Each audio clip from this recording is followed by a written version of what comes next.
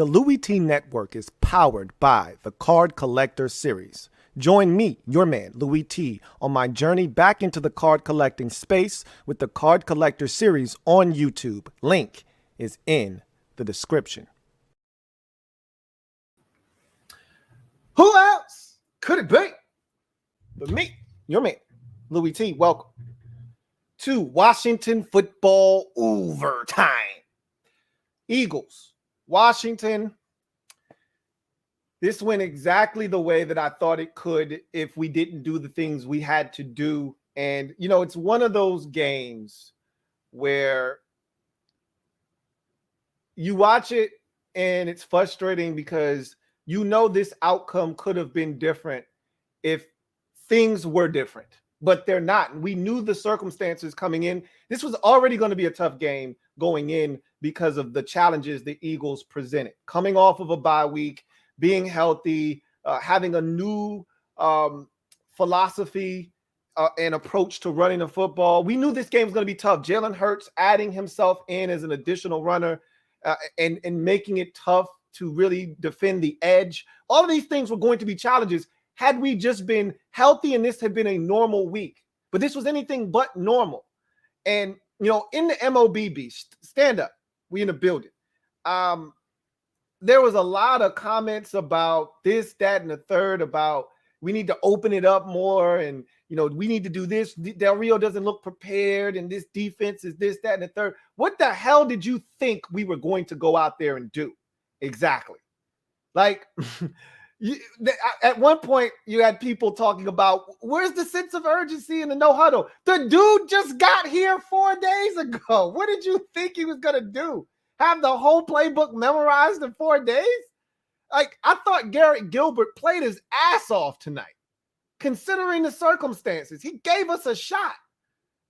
So I thought the defense, they looked like a team that just got 7 dudes off of COVID that hadn't practiced all week. What did you think they were going to look like? So, I mean, credit the Eagles for going out and doing what they've done during their resurgence. Run the football. They rammed it down our throats. We had no answer for their run game. And I thought there were 2 plays in particular that really swung the momentum of this game. And the Eagles did what we needed them to do early. We weren't going to win this game by ourselves. We were going to need help. And they did their damnedest to try to give us an opportunity to win this game. They gave us a head start, and they asked us if we wanted a 14-point spot. And we said, nah, we're good with 10. Adam Humphries has to catch that football. That was the first of 2 turning points in the game. You go up 14-0, that hits a little different than 10-0, okay? Hits a lot different than 10-0. Then Jeremy Reeves has to catch the interception. He literally let Dallas Goedert son him. And he got up and said, boy, you too small. You're a little boy. That's top shelf liquor right there. You don't know what to do with that. You stay down there messing around with the aristocrat. Okay? This is big boy stuff up here. Took it from him. That should have been a pick. That was not a good throw and decision by Hurts. You have to make him pay for that. After that play, you couple the drop by Humphries on a well-thrown football by Garrett Gilbert. With that play there, they score after that. The game was never the same. And from that point on, they had all the momentum, and they never looked back. And they gave us a chance. They gave us every opportunity early to push them out of here. And we didn't take it. Catch the interception, you catch the touchdown, it's a totally different game. Those fans are sitting on their hands. They're getting antsy and nervous. They're booing. And we're able to then dictate to them instead of them dictating to us. But you don't make those plays, and you are already behind the 8 ball. You can't afford one of the keys to the game. Don't leave points on the scoreboard. That drop, you left 4 points on the scoreboard. You can ill afford to do that. Another key to the game. We can't get into a shootout with the Eagles. If they score more than 20 points, we are going to lose. We cannot get into a shootout with them. Another key to the game. Stop the Eagles' run game. Not stop it, slow it down. There was no slowdown, only full foot on gas pedal. Miles Sanders, well over 100 yards. Jalen Hurts had his way, and they even sprinkled in a little bit of Jordan Howard. So we didn't do the things we needed to do. But again, all of this was anticipated. It's frustrating because I look at this game and I say, you give us Taylor Heineke, it's a different football game.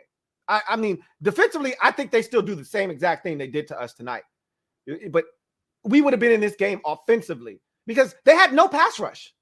There were rush lanes everywhere. Garrett Gilbert refused to run. The Eagles were playing soft. There was space and opportunity for him to take off, make some things happen, and he just wasn't willing to do that. And the Eagles knew they had a sitting duck back there. The Eagles knew that if they could take away the run game, they were going to force a guy that got here 4 days ago to beat them, and he wasn't going to be able to do it. And they were right. He tried, and I got to give him credit. He fought his ass off because this could have really been, and we talked about 31-6 and all. This could have been if Dallas Goedert wanted to catch, and the man still had over 100 yards receiving, okay? Man still had about $130 on us. And if he decided he didn't have the dropsies in this football game, dropped the third down opportunity, which allowed us to get off the field, and had another drop, obviously the interception that Atlanta caught. If he doesn't drop the ball, this might be a pure ass whooping. So the Eagles definitely did their part because the sack and forced fumble, that's all us. We caused that. That wasn't the Eagles' miscue. That was forced by us. We took it away. The Dallas Goedert drop was a giveaway. They said, here, take this. We're giving you a chance. It was like playing against your little bro in one-on-one. You're playing a 10, and you spot your little bro, 9. And he's not scoring another point. That's what they did to us. They spotted us 10, and they're like, you ain't doing shit with that 10, bro. We'll give you 14. And they tried to, and we didn't take it. This season, because to me, the season's done. At 6-8, you had to win this game, and we knew the odds were stacked against us. It was funny because before the game, I predicted a win, and I told you, even though I was going to stick to my prediction, I told you guys that if we didn't get one of our quarterbacks, we weren't going to win this game. But I wasn't going to change my prediction because I talked to Eagles fans, a bunch of Eagles fans before this game. I talked to a bunch of Washington fans, and they all said the same thing. The Eagles are running the football. They're healthy. They're coming off of a bye week. You don't have any quarterbacks. All of these guys are out. We're going to run you guys, yada, yada, yada. And I never disagreed with anybody that said anything on Philadelphia side or Washington side. I couldn't. Everybody was speaking truth. The only thing I kept rebuttaling with was everything logically about the NFL says that we should lose this game. We have no chance. That's what we got. I said, but the NFL is the most illogical sport there is. There's no explanation for the Lions doing what they did to the Arizona Cardinals yesterday, or the Bengals going to New York and losing to the Jets, or the Tennessee Titans losing to the Pittsburgh Steelers, despite the Steelers being so anemic on offense, it's hard to watch, like Medusa. These are all inexplicable things that you can't really explain other than that's just some NFL shit. All I could tell people was, I'm hoping that we get some NFL shit, some illogical shit that shouldn't happen, but you don't know why it's happening, but it happens. And in the first quarter, that's what happened, and we needed to take more advantage of that, and we didn't. And after that, the Eagles got on their horse. They started to run the football. The weather really helped them out as well. It was a perfect confluence of things coming together for them, because that rain, that little mist, that didn't help us. That helped them. It made it even harder on us. So I said all of that to say this. This was a fun ride, but I'm sick of the ride starting after we start 2-6. Remember, I told you guys this like a month and a half ago when I saw this at the bottom of the screen. It said the Washington football team starting off the season 2-6 is the best start they've had since 2018. And I sat and I thought to myself, that is disgusting. That is disgusting, is what that is.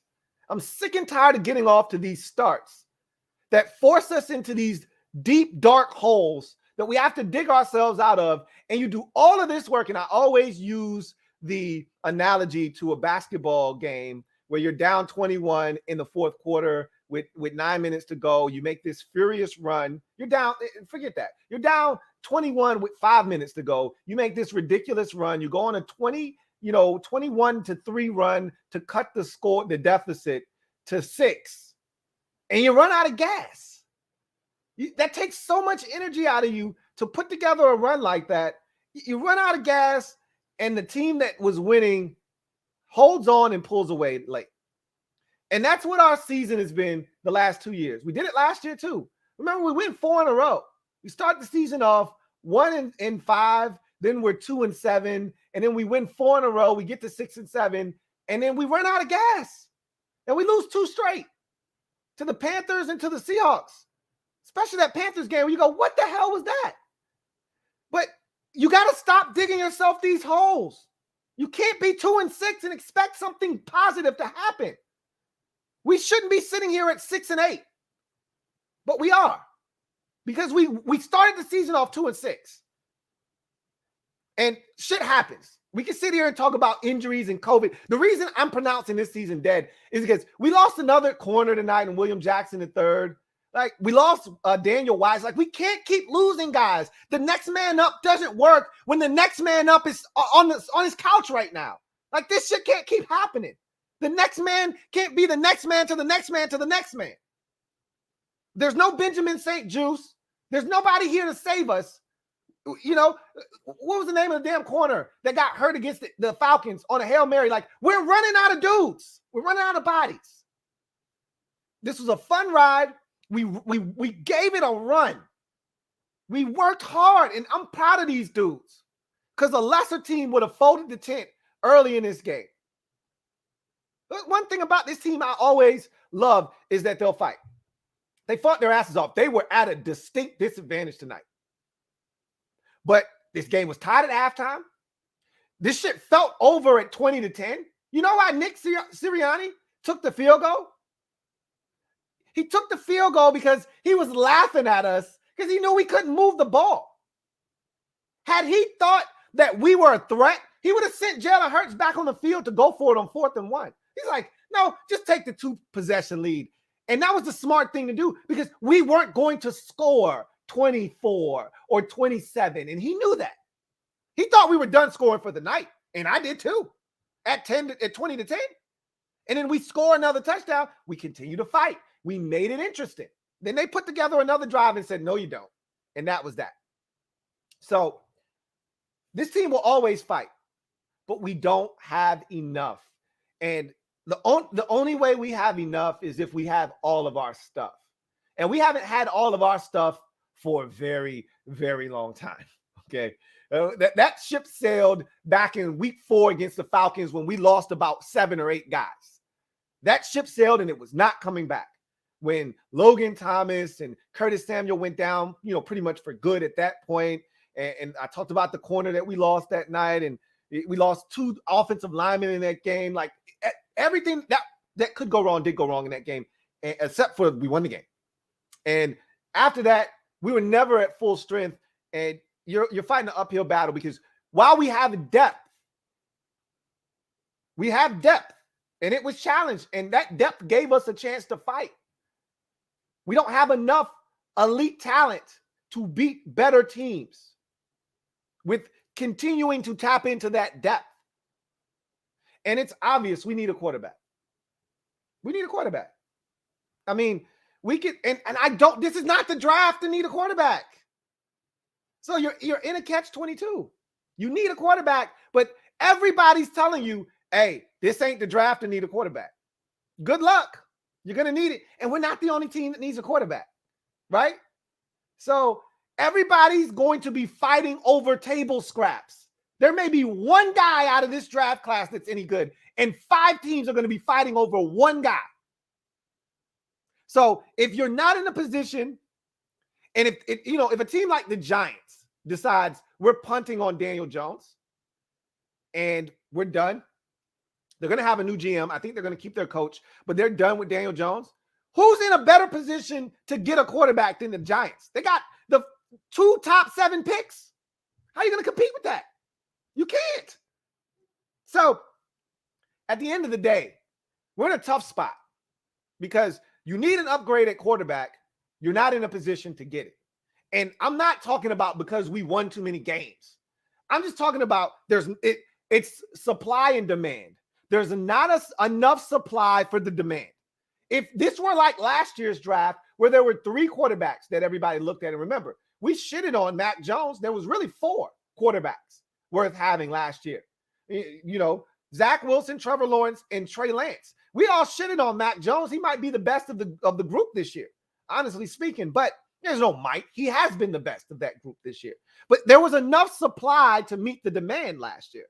You go back a year to Joe Burrow and Justin Herbert and Tua Tagovailoa. There was at least 3 quarterbacks. There was enough supply to meet demand.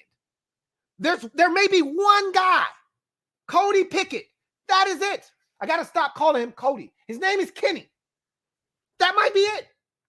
And you're going to have 5 teams, Carolina, New York Giants, potentially, and a host of many other teams sniffing around, the Steelers, a bunch of teams looking at one of these quarterbacks, licking their chops, saying, we got to have him because we don't want any of the other guys.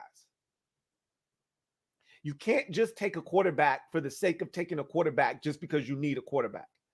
That'll set you back. We just did that with Dwayne Haskins. That shit doesn't work.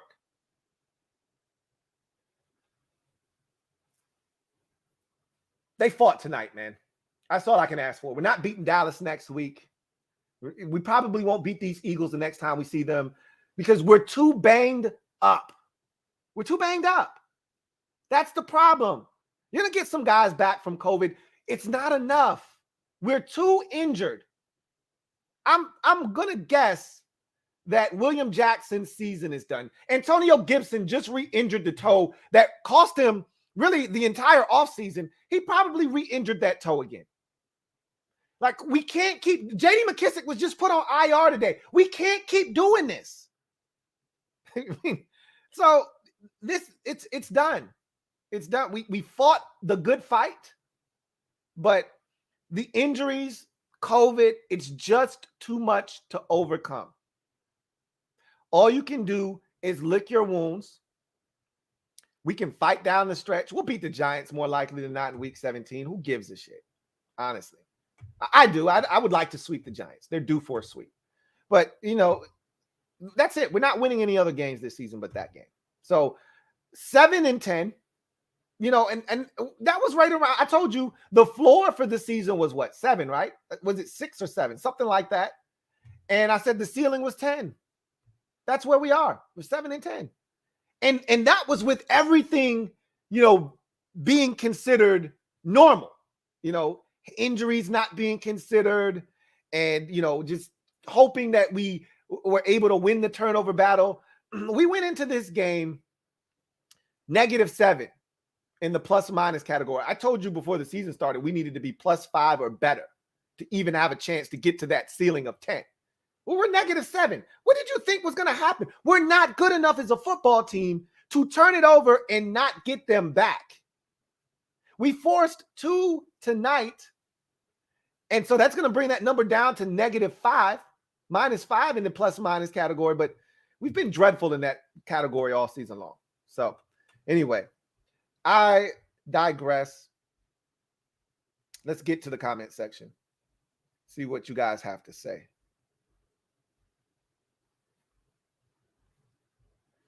Stephen Taylor, thank you for the super chat. Greatly appreciate you. Stephen Taylor writes, D-line got healthy, then got dominated. That hurts. But they were healthy, but were they really healthy? You got to ask yourself that.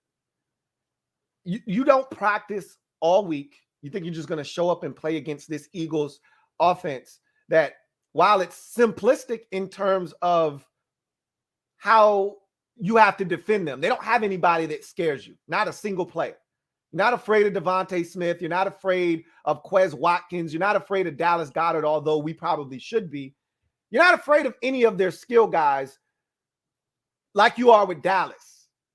You know, like you could be with the Giants, even though they have their own set of issues. None of those guys really scare you or necessarily are needle movers. I'm not afraid of Greg Ward. Sorry, not sorry. Not afraid of Jalen Reagor. But you know what I am afraid of?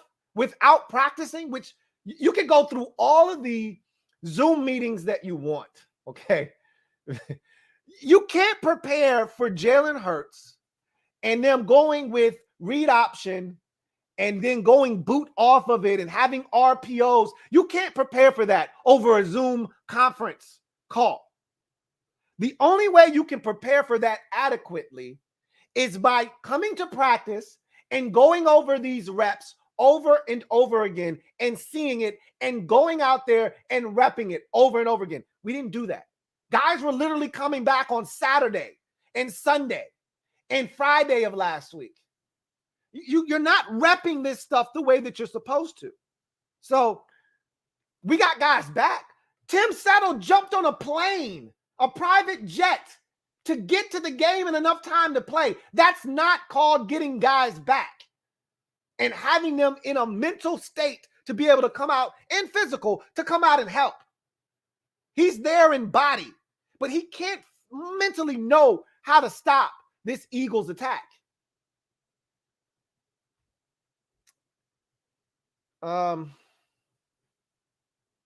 Let's see. Cohen Kynrick, Kynock. Thank you for the super chat. Greatly appreciate you, Cohen, who writes, Del Rio should have planned against run more. Again, I said this at the top of the show. I don't know what more you wanted Jack Del Rio to do with what was put in front of him. You know, you're literally working. He had two guys going into this game that practiced the entire week. One of those guys got injured in the second quarter in Daniel Wise and did not return. It was Daniel Wise and Daron Payne were the two defensive linemen that didn't have COVID that were here the entire week. He just got James Smith-Williams back. He just got Casey Tuill back. He just got Jonathan Allen back. He just got Montez Sweat back. He just got all of these guys back. My Ionitis was just yesterday. Like, what do you want him to do? What do you want him to do, man? I mean, seriously, what do you want him to do? I mean, I don't know what more you want. You want him to do. I mean, it is what it is.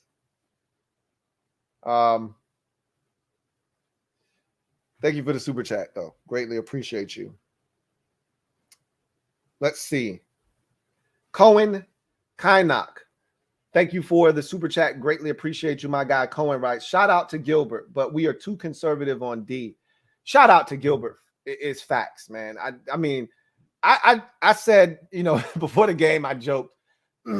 I said, this will forever be remembered as the COVID-19 game, and he's wearing 19, so it's meant to be, right? Like, he's going to lead us to a victory in the COVID-19 game. But all jokes aside, he fought, man. I mean, he played a lot better than I could have ever imagined. You know, on a short week like this, the last time we saw a quarterback have the kind of, you know, short notice come out and play was Dirty Chez, and he was absolutely awful.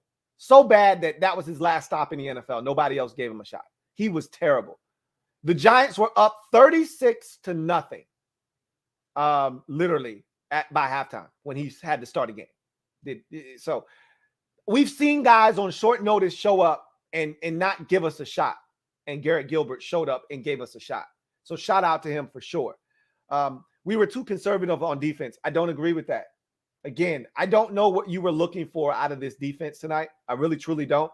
But then when we came with an all-out blitz, you know what the Eagles did?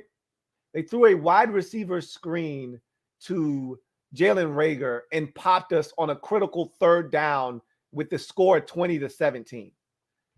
You got to pick your poison. You sit back in zone, and Dallas Goedert on 3rd and 4 sits down for an easy 7-yard completion. You come after them, they throw a wide receiver screen. They just had us figured out tonight. They made the perfect calls for the perfect situations. When we decided to play coverage and rush, they got an easy completion. When we decided to blitz and get aggressive, they throw a screen right behind it. You couldn't win tonight. You got to give credit where credit is due. They had us figured out tonight. And sometimes you just got to tip your cap.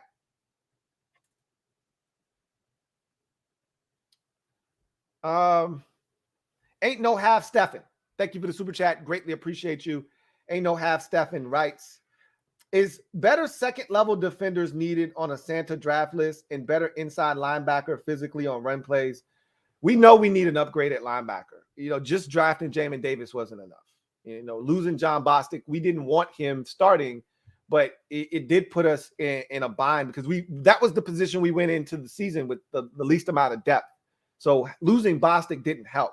I mean, no one's complaining about losing John Bostic. I'm not sitting here complaining about it. I said all of that to say we need more linebackers. We need to draft 2 more linebackers. Like, we need more depth at linebacker. What we have isn't good enough. Yes, we need a free safety. I've been screaming that for the last 3-4 years now. Like, we need and you remember I kept saying Malik Hooker is going to be available. Why not kick the tires on this guy and see what he's capable of?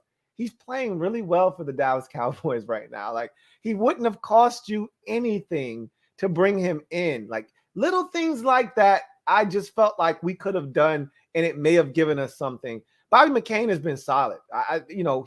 We could have done a lot worse than him, but he's not a game changer. Jeremy Reeves gets in there, and he's got a chance. Everybody's screaming, put in Jeremy Reeves. Give Reeves a chance. We gave him a chance. He's in the perfect position to make a play, and he gets the ball snatched away from him on an easy interception opportunity. Can't happen. That should have been an easy pick. Why are you fading away and falling backwards? Just jump straight up and pick it off. Yeah, we need a safety. We need a linebacker. There's a lot of things. I mean, I could write out a list of things that we need. We're far from a finished product, but nothing supersedes quarterback.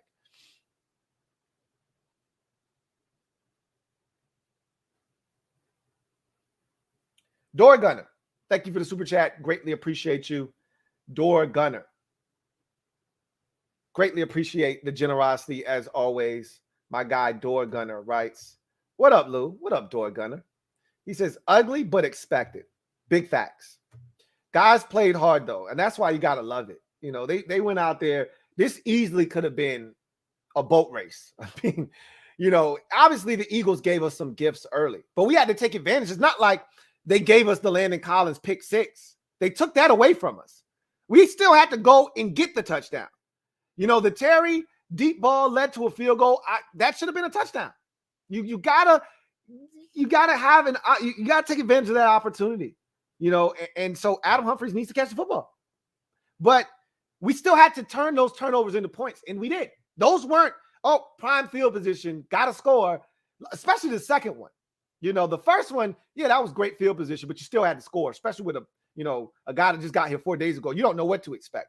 But, the Terry deep ball, and then, the opportunity that we had down there, all of those things notwithstanding, I thought we fought our asses off because at 20-10, when it got to 17, I was like, oh shit, this could end up 31-10, and I got a surprise. We got to stop defensively with, to keep it at 20.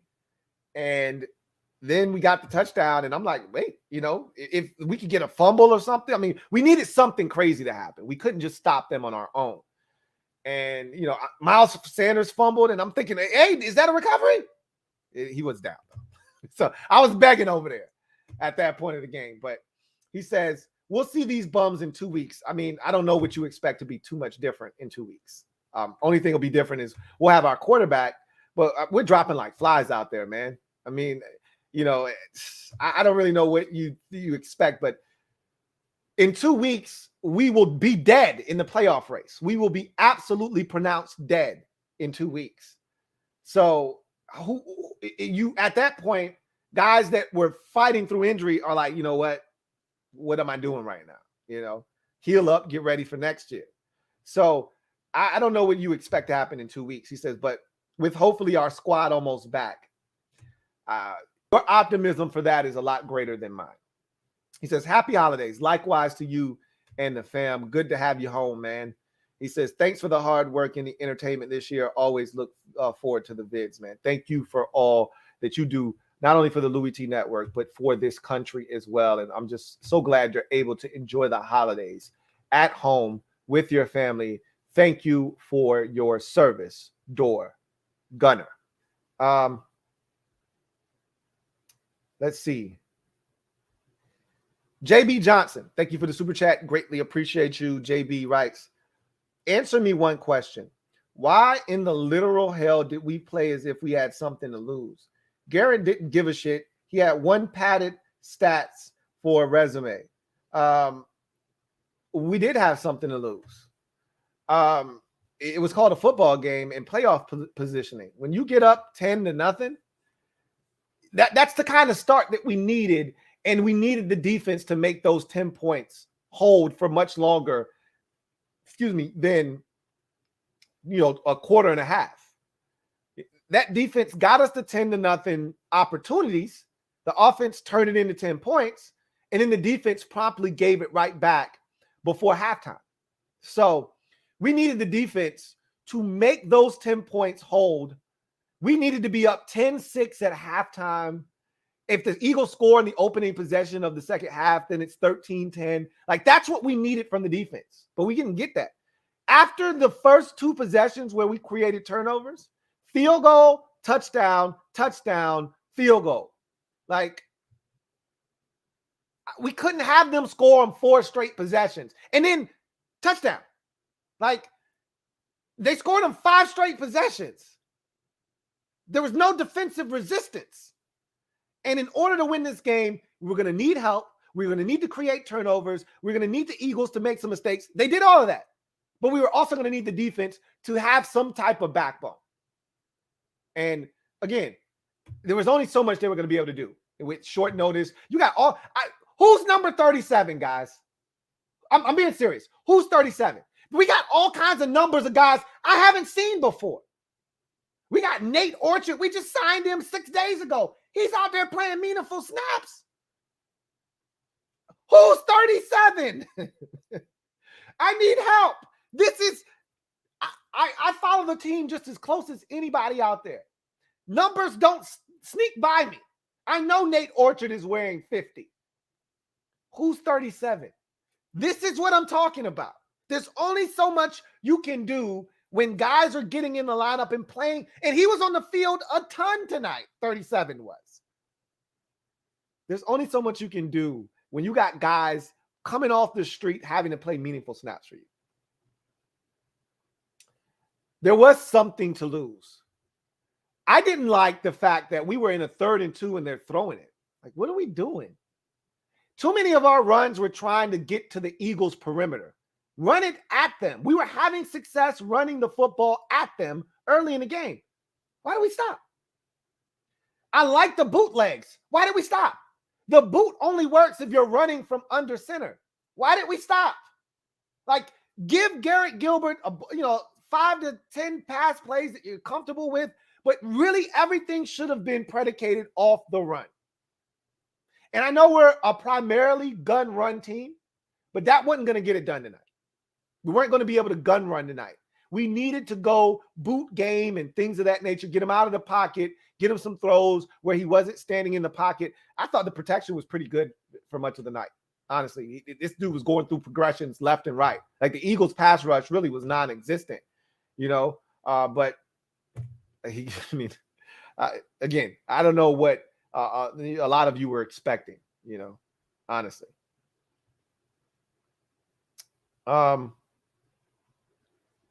Let's see. Thank you for the super chat. 8 no half Stefan. Greatly appreciate you. Double up. Thank you for doubling up. My guy Rob you. Thank you for the super chat. Greatly appreciate you. Thank you for being a member of the MOBB, who writes, Lou, tough task for Gilbert, but he tried. I think we win this game if 4 or 8 played. Appreciate your dedication as always. We could sit here and say woulda, shoulda, coulda if my head would turn backwards and I could see forwards. If and buts were candy and nuts, oh, what a wonderful world it would be, as a wise man once told me. I don't know what would have happened. I know that we would have put a lot more pressure on that Eagles defense that isn't very good. I know that. This is a soft Philadelphia Eagles defense, not in the sense that they're not tough and physical. They play soft coverage. They give you everything you could ask for in front of them. We would have been able to take advantage of that more had we had a guy that had the full spectrum of the playbook able to be called. Because as you can see, they got zero pressure when they didn't blitz.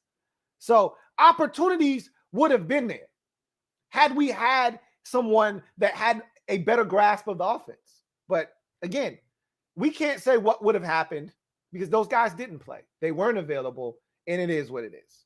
But I agree. And that's why I told you this is a frustrating loss, because you watch the game and you see the way that we were able to move the football at times. And you say, just imagine, we had a couple of third downs that were like 3rd and 2s that we didn't convert. Just imagine if you got Taylor Heineke with his legs, his ability to run. Just imagine if you got a guy where they can open up the playbook a little bit more. There were opportunities out there. Believe me, they were. So that's the frustrating part.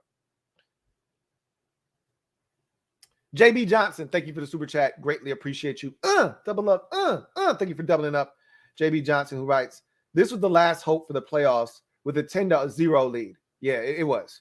He says, Ron fault for not biting, scratching, and clawing to stay alive, win game, and get healthy for the Cowboys. I thought that they did that. You know, the defense they didn't have their fastball, but I knew they were going to have their fastball. I was hoping that the defense could pitch to contact.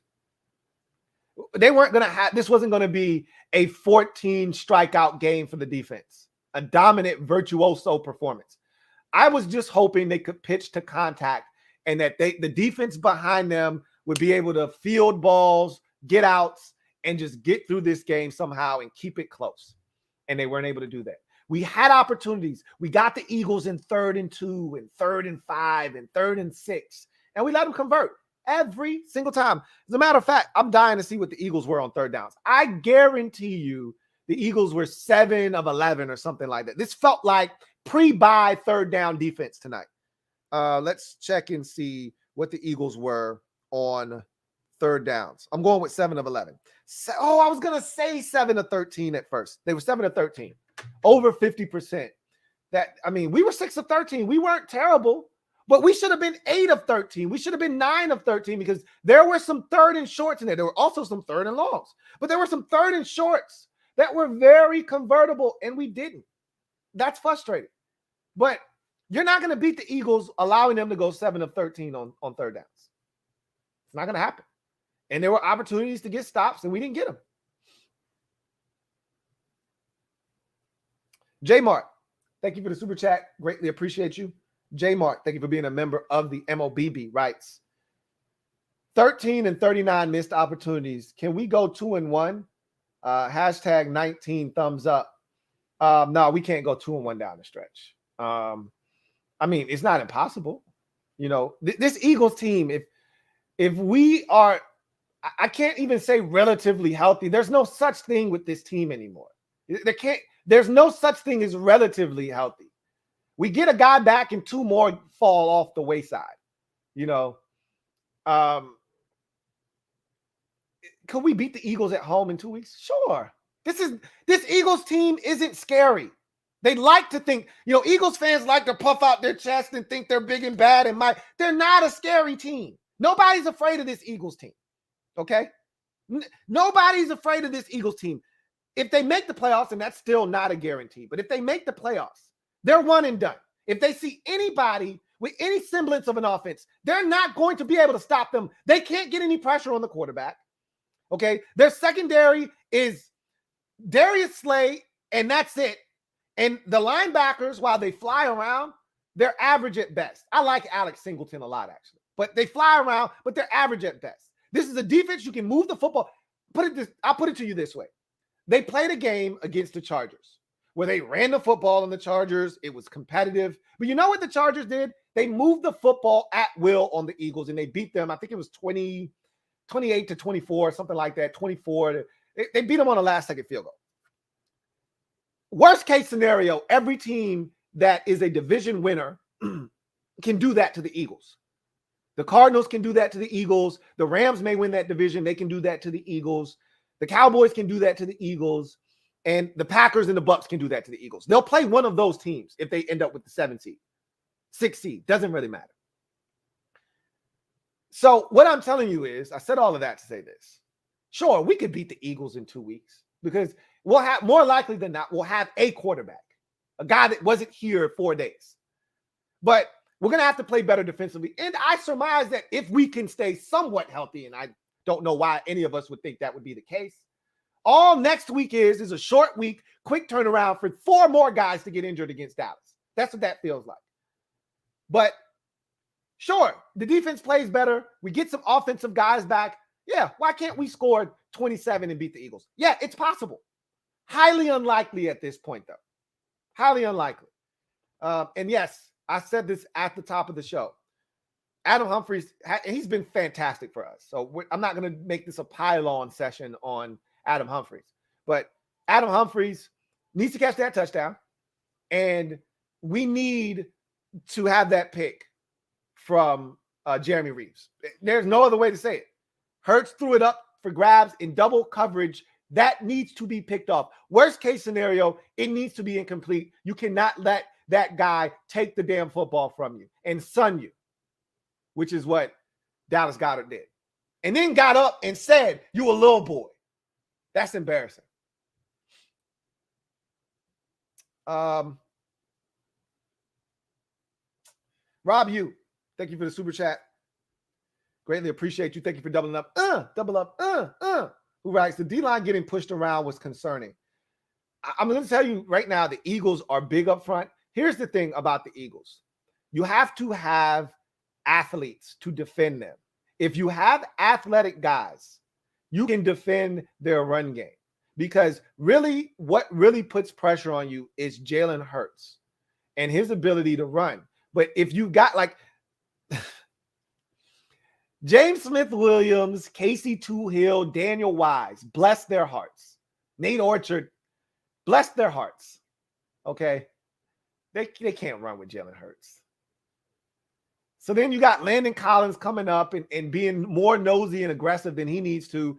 And all of a sudden, he's attacking Jalen Hurts, and now somebody's open in the flats. When you've got athletes that can take that away, which is why this whole crowd of, oh, we don't need Montez Sweat and Chase Young. Yes, the hell you do for games like this. Because with a Chase Young, because Sweat did his job. Sweat did his job. With Chase Young on the other side, that shit goes away.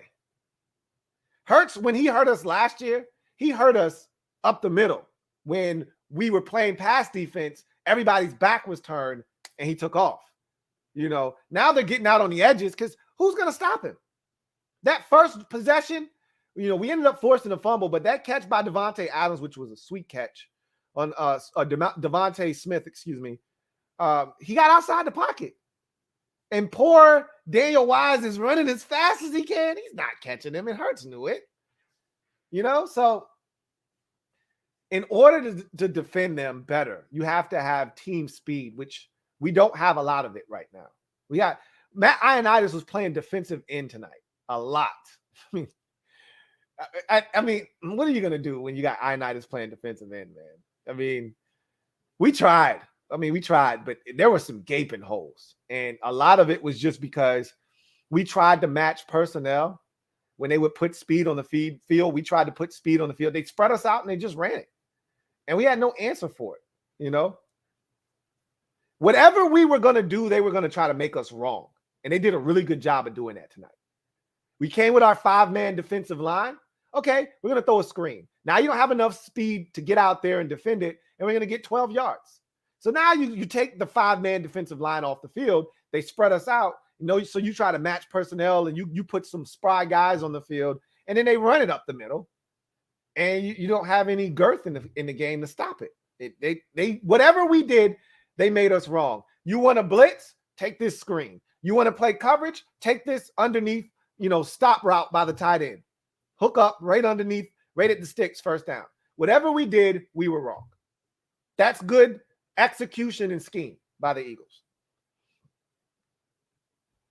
Santiago Tradell, thank you for the super chat. Greatly appreciate you. Who writes, blessings, Lou. Likewise to you and yours. Cam Curl would have been the star Reeves couldn't. Missed interception containing Goddard.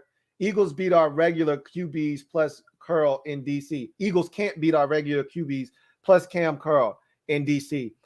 Cam Curl, we would have put him on Dallas Goedert, and he probably would have shut that shit down. Facts. You know, Goddard, I mean, Curl has seen some of the better tight ends in the league this year, and he's held his own. That's what he's our specialist. You know, every team needs one. He's ours. He didn't play in the game. It hurt us. He killed Dallas Goedert, killed us. Cam Curl is also probably our smartest defender, in addition to being our most versatile. So, yeah, that hurts, not having your best defender out on the football field. But again, I'm not here to make any excuses. We didn't have him. He didn't play. They took advantage of it. And we would have done the same.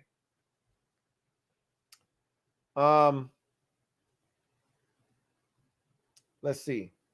Rob U, thank you for the super chat. Greatly appreciate you. Rob U writes, thoughts on how 77 played in place of Sheriff. I thought he played well. He had the boneheaded block on the reverse that didn't need to happen. Like, why are you doing that? You know, just get in the way. It was a little too aggressive there. Made it easy on the officials to call that. I didn't like the call, but that's the rule. You know, outside, I thought he did a good job, man. You know, we were really in fear of, oh my God, like Fletcher Cox is washed, right? Like, he's not the Fletcher Cox of 4 years ago that you was like, man, I don't know what we're going to do inside with no Sheriff. Like, the one sack he had was a garbage, you know, coverage sack before halftime. He's still a good, you know, player inside stopping a run, but pass rush wise, the Eagles were non-existent in that department. So I was expecting more pressure, to be honest. You're playing with even Ron, you know, termed the phrase finesse when he talked about Keith Ishmael's game at center. You never want to hear that when you talk about an offensive lineman, finesse. He's got great footwork, and that's his way of saying he doesn't have a lot of sand in his pants, right? So I thought with him and Sadiq Charles being out there, we were going to have some problems inside with Fletcher Cox and Javon Hargrave. Those are the two guys I was like, oh, shit, here we go. Those guys, they didn't have an impact on the game from a pass rush standpoint. So, honestly speaking, I thought that he played well. He played well. When you don't call a guy's name, that's usually a good sign as an offensive lineman.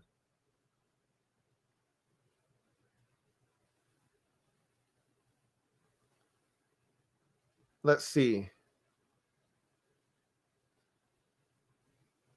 JB Johnson. Thank you for the super chat. Greatly appreciate you. My guy, JB Johnson, writes, double up. I think this is a double up. Might be a triple up from JB. I think it's a triple up, actually. Who writes, Ron's plan will be in year 3. No hope in sight. Ron needs to swallow pride and sell out for Russell Wilson or Rodgers. Stop playing around, man. That's not a long-term, sustainable winning model. Number one, that those guys both have no trade clauses, meaning they can pick where they want to go if they were to be traded. Russell Wilson isn't coming to Washington. He doesn't want to come to Washington. He's already made 2 different lists. One last year in the offseason when the rumors first came up, and another set of teams, including the Giants, that came up this last time when it got circulated that he may be traded. The bottom line is his wife is an entertainer. Russell Wilson would love to have a little bit more marketability. So if he's going to go somewhere, if he's going to leave the only place he's ever known, it's going to be somewhere where he can be more profitable. His wife can be more profitable. It's going to be a major city. It's going to be Chicago. It's going to be New York. It's going to be LA. Somewhere where he and his wife can both flourish. DC is not that. And, oh, by the way, it's not a well-run organization, and he doesn't want to be a part of that either. So, and Aaron Rodgers, same deal. He doesn't want to leave Green Bay, but if he did, he doesn't want to come here. Nobody does. You got to draft a guy. Okay, that's how this thing works. So, and Matthew Stafford last year thought he could be coming to Washington. He didn't want to come here. He didn't want to come here. So you can want a guy, but they got to want you.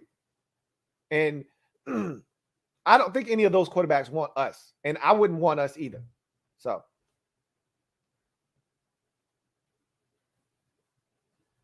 R. Smith, thank you for the super chat. Greatly appreciate you.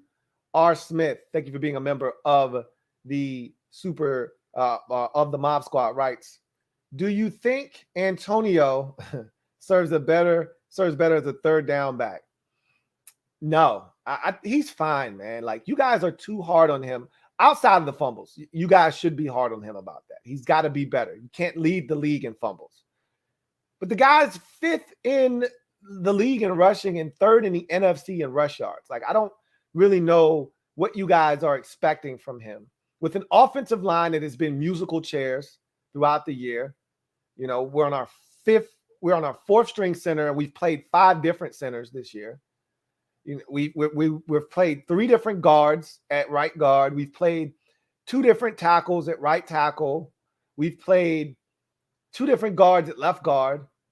And the only guy that started every game, well, I think the whole left side, I don't think Eric Flowers has actually missed a game, is Leno at left tackle. He's the only guy, and he got injured against Dallas and had to come out for a brief spell. Everybody's left the field at some point this season. And Gibson's been battling a shin, a shoulder, a rib, and a toe, and he's gutting it out, man. You guys got to respect what this guy's doing a little bit more. And yeah, he needs to be better with ball security. No one's disputing that. But he's talented, man. I like him. He's remember, this is a college wide receiver converting to running back. I don't think you guys understand how tough of a transition that is. And he's in year 2 of that transition.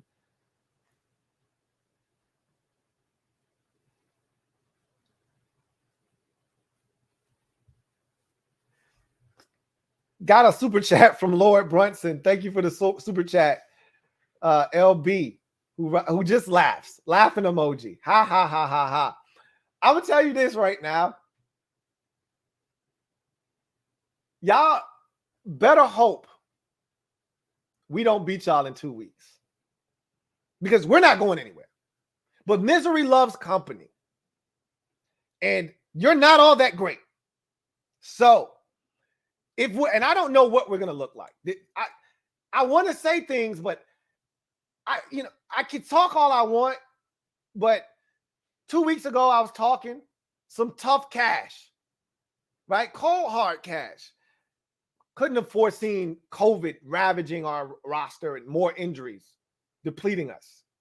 You know, you can't foresee the future. I can tell you this much. If we got most of our dudes back, and we're not having more injuries, and we beat you, and we pull y'all down with us, you are really going to be in for it. You better hope y'all sweep us. You and the rest of your damn clan. Because if you don't, I got a lot of receipts, and I'm pulling receipts. And your ass is mine. Just so you know. You and all of these clowns that are spamming right now, and it's going to get ugly. It's going to get ugly. In here. In here. In here. So you better sweep us. You got us down. You better keep kicking us, and you better not let us up. Because if we beat y'all, we may not be going nowhere, but if we pull y'all asses down with us, it's going to be a long-ass week. And y'all gonna hear about it from me. So get it in now while you can. You better sweep us. And you should. But you better do it. If you don't, we'll see who's laughing then. Anyway, I digress. Nick Caps, thank you for the super chat. Greatly appreciate you.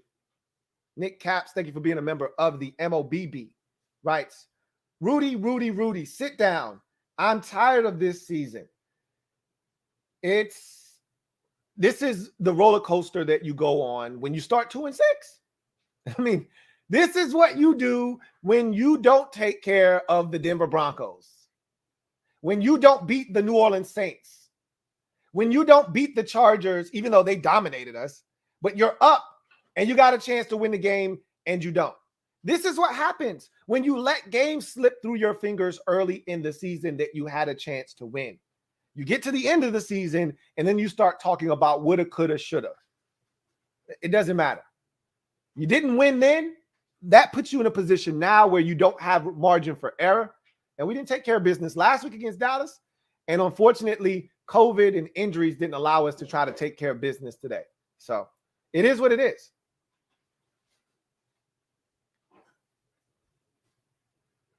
Jay Carter, thank you for the super chat. Greatly appreciate it. My guy Jay Carter writes, hang it up. Law Nation told you this would happen. All due respect, y'all are trash. Love the channel though. Hashtag DC4L. I'm going to save that comment right there. And you're going to be included with these Eagles fans too. So again, when y'all lose, because y'all ain't winning the Super Bowl this year. And when the Eagles don't make the playoffs, and again, if it happens, if we're the reason they don't make the playoffs, oh, it's on. So I'm keeping receipts. That's all you got to know. So get them in now while you can.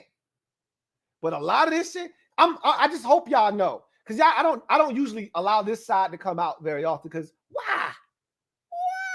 But this is one thing. My mom always said, you don't let somebody hit you without hitting them back. She sent me off to school at a very young age and said, hey, you better not be letting nobody hit you. Y'all started this. I'm going to finish it. And I can be very, very petty. Okay. I can get messy. Okay. And it's going to get real ugly. I'm telling y'all, it's going to get real ugly. And I got some shit cooked up in the lab for that ass. So I'm going to repeat this. You better keep us down and you better not let us be. We better not beat Dallas next week. We better not beat Philadelphia the week after that. Y'all better keep us down. Because if you don't,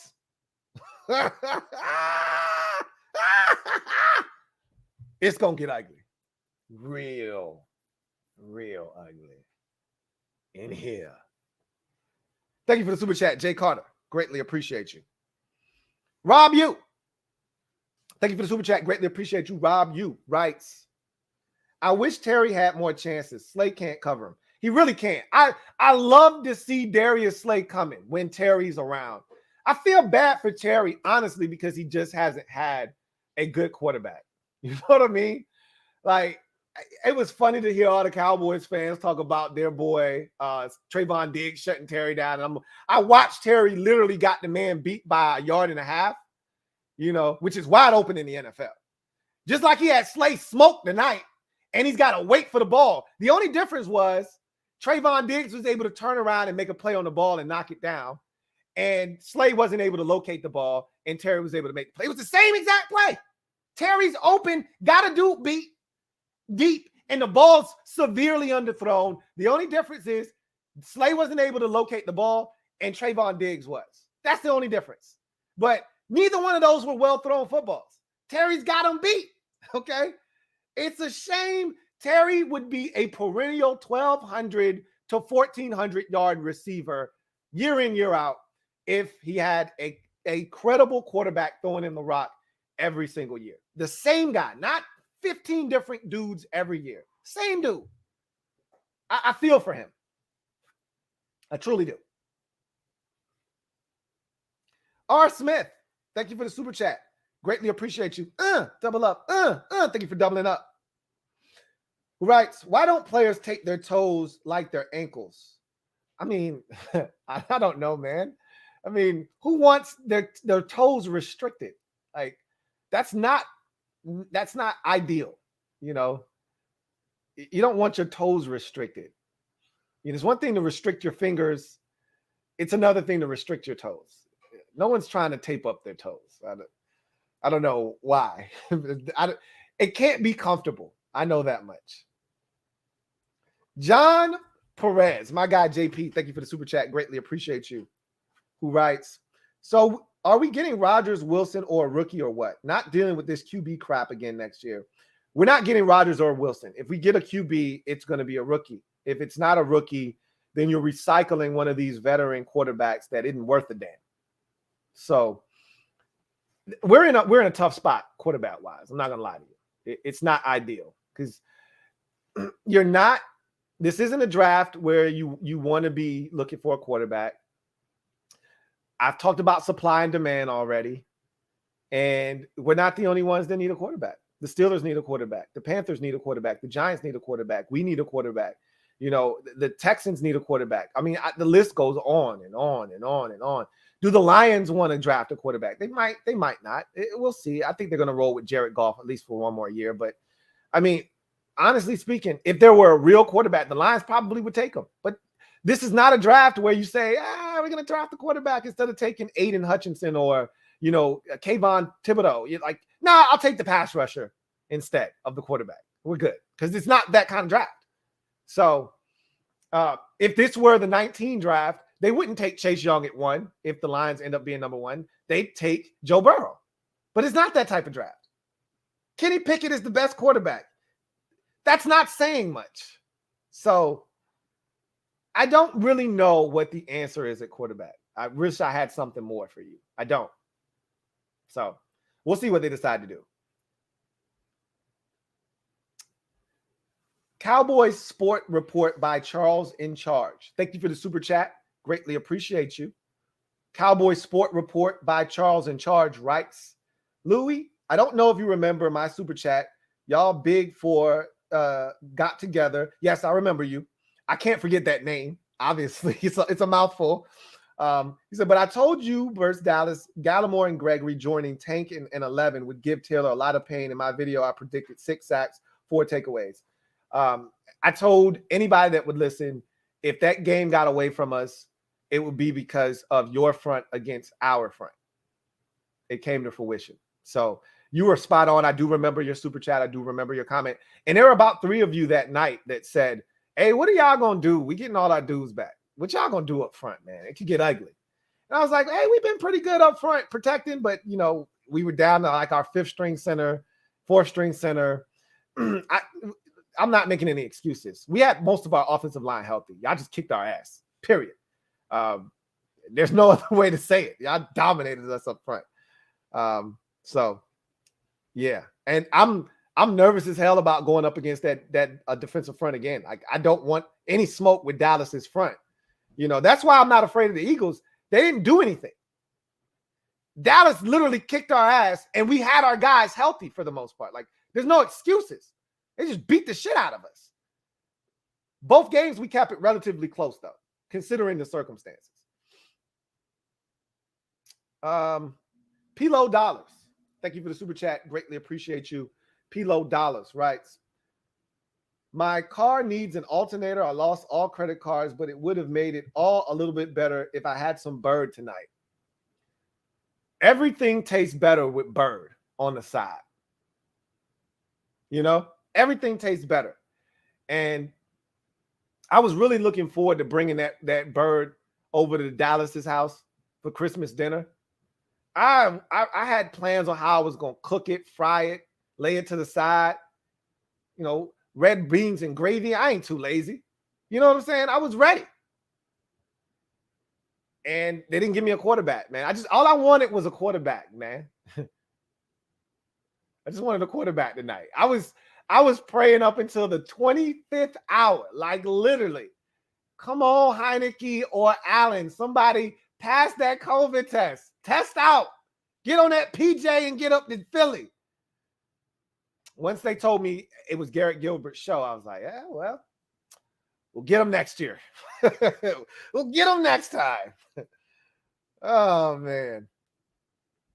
White Run Guard. Thank you for the super chat. Greatly appreciate you. Who writes, why didn't we do what the Giants did and just hit Jalen whenever he did RPO, regardless if he had the ball or not? I don't know why more teams don't do that. If you're going to put your quarterback in harm's way, I'm getting a shot on him every single time. I said this in the MOBB. I want somebody to just knock the snot out of him one time. Treat it, if they want to use him as a runner, treat him like a runner. Blast his ass. He's a part of the run game. He wants to hold on to it and then let it go. Hit him. And if he gives it up, look, if you're going to give up a 25-yard run, You might as well get a nice piece of the quarterback in the process. And like I said, when you've got better coached defenses with more athletic team speed, that's what's going to happen. He's not going to get to do that shit. They're not going to get away with that. So it's working now against lesser teams. We're a lesser team. It doesn't work against teams that scheme for it and play it well.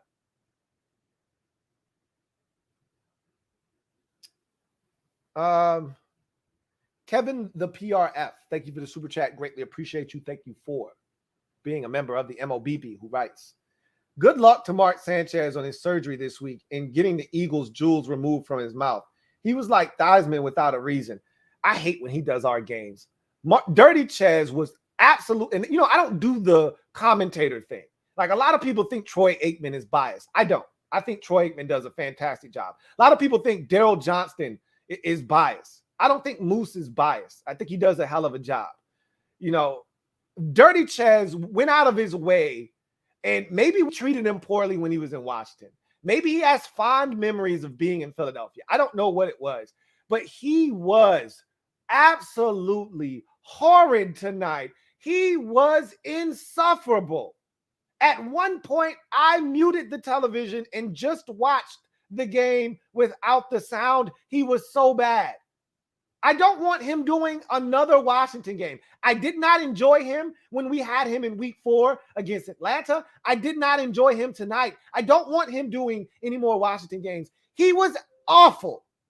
You would have thought he was on Eagles payroll. I said, is this the Eagles broadcasting network? Are we playing a preseason game right now? Get him off the goddamn air. I don't know why I just got that mad just now. I don't like Dirty Chaz. Never have, never will. Extra Squad, thank you for the super chat. Greatly appreciate you. Writes, JDR bad calls at times. D-line dominated. I can't for the love of God understand why Jamin Davis was drafted in the first. I'm not gonna do the Jamin Davis thing because I'm tired of it. So I'm not gonna do that. Because when we drafted him, I already told you guys, you weren't going to be blown away with the pick in year 1.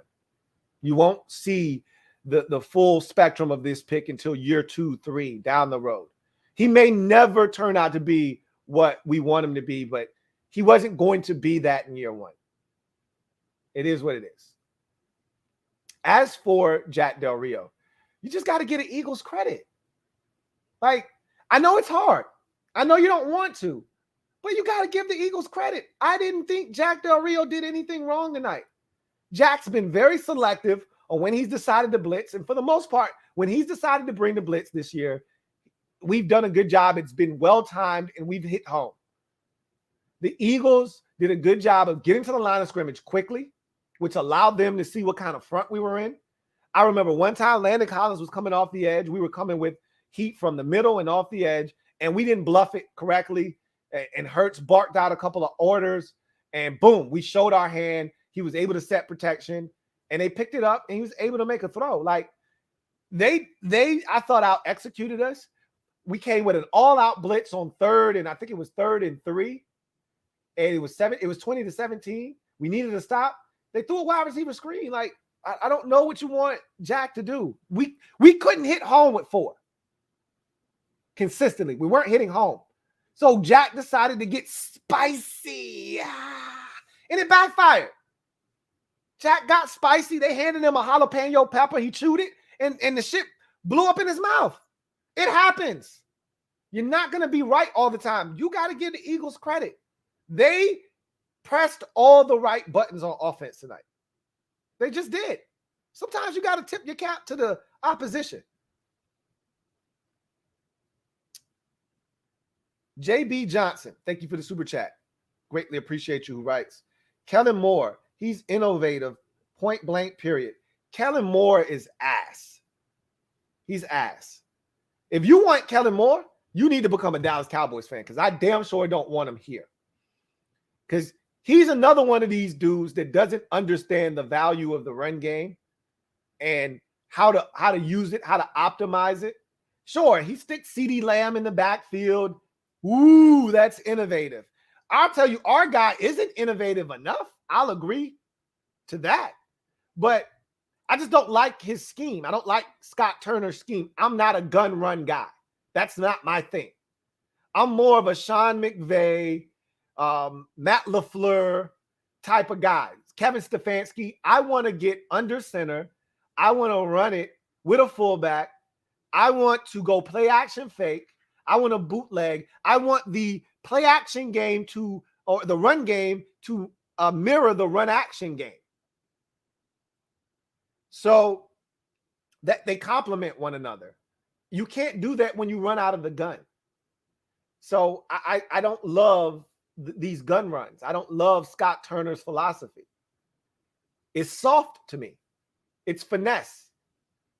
But it is what it is, you know. I don't love Kellen Moore. You'll never get me to love Kellen Moore. You'll never get me to love a guy that when you're up 10 late in a ball game and you get 5 on first down, decides he wants to throw it on second down. I don't understand that. I'm good on Kellen Moore. Thanks, but no thanks. J Mart, thank you for the super chat. Greatly appreciate you. Thank you for being a member of the MOBB. I think this is your double up. If I'm not mistaken. Bad but expected loss. Us against Philly on primetime is not a good look.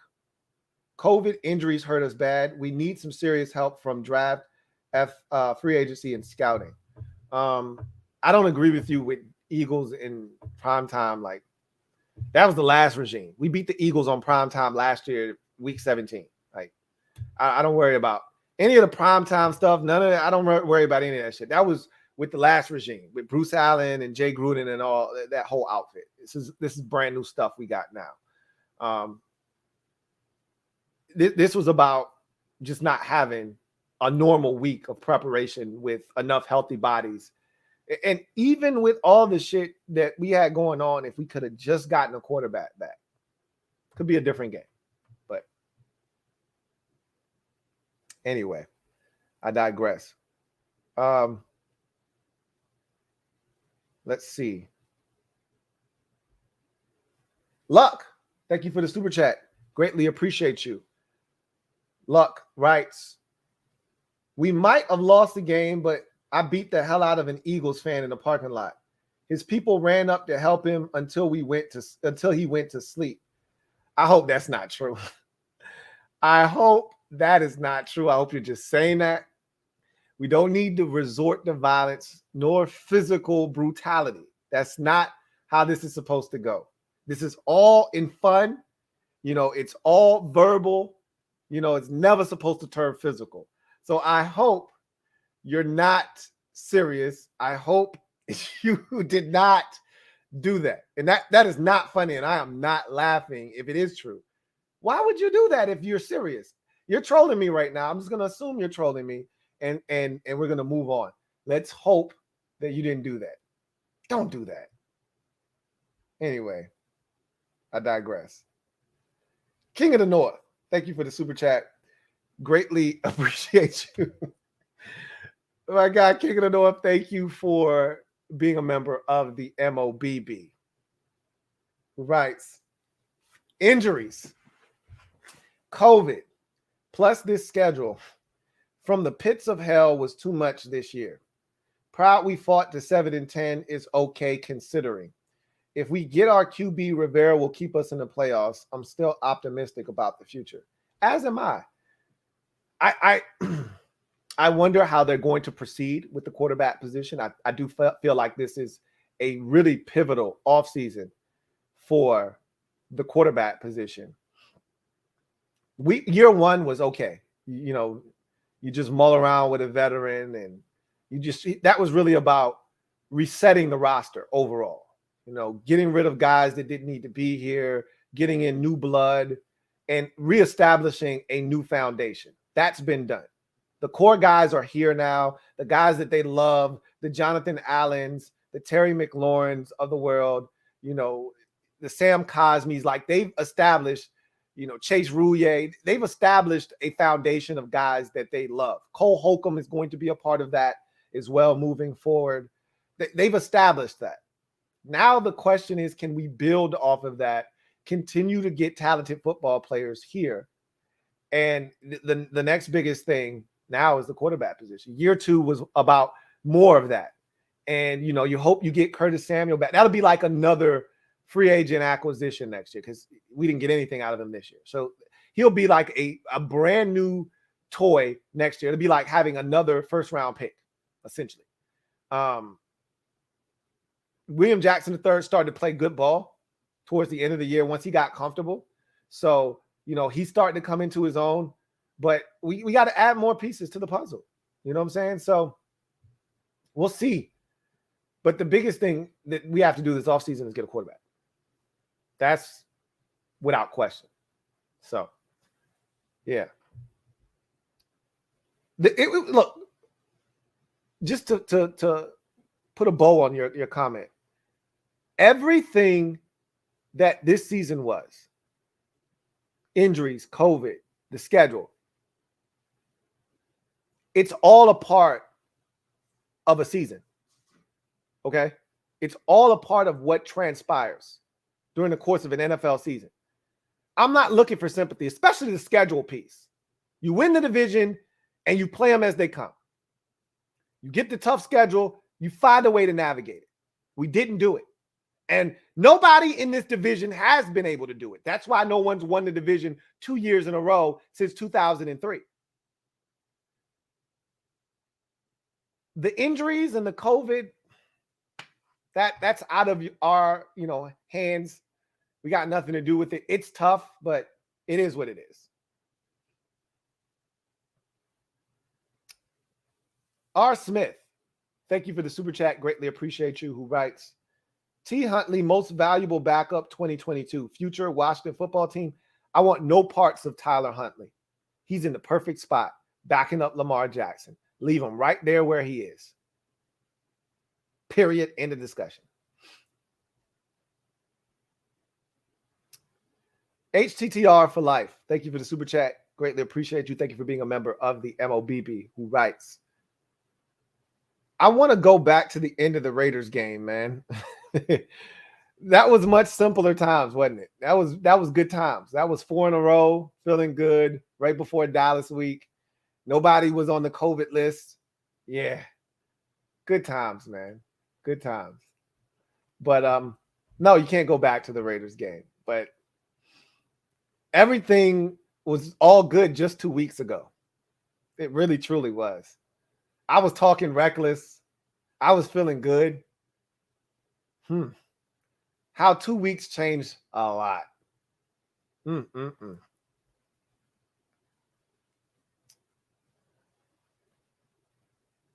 Let's see.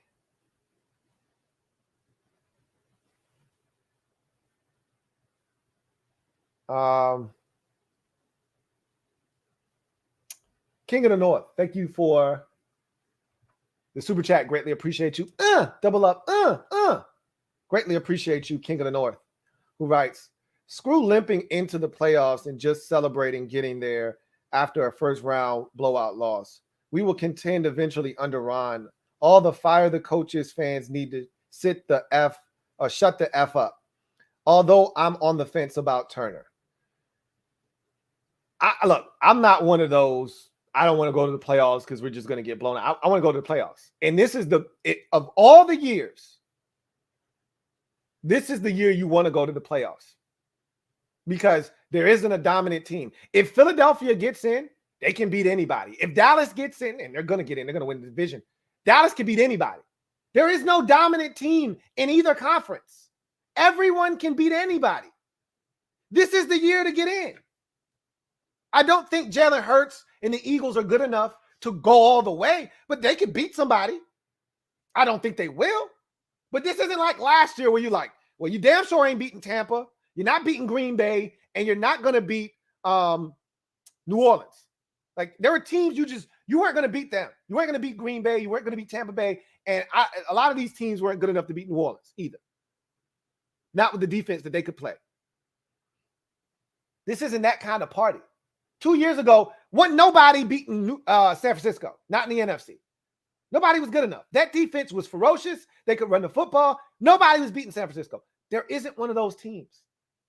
And I said that already. I said it when I thought we had a chance. I'm saying it now, which is why this is the perfect year to go to the Super Bowl. I mean, go to the playoffs. Because you could get in and anything could happen. I want to go. We're just not good enough to go. But as far as Ron is concerned, and look, don't address the fans that want to fire someone after every game. That's their move. You're not going to be able to say anything. All you're going to do is get into an argument with a family member.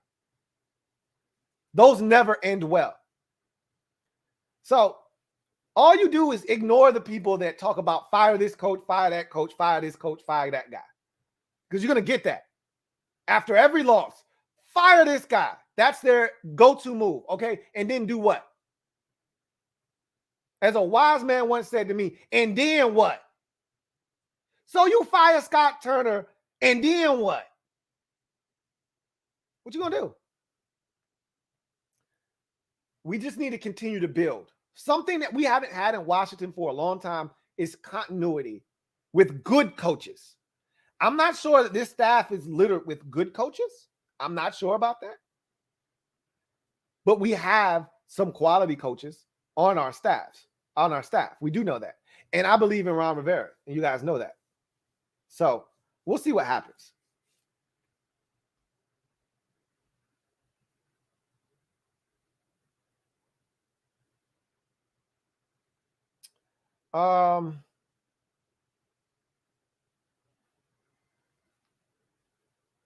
Rob U, thank you for the super chat. Greatly appreciate you. My guy, Rob U writes, I wish Terry had more opportunities. Slay can't cover him. I really like Bates. He is the only tight end on the roster that can block effectively.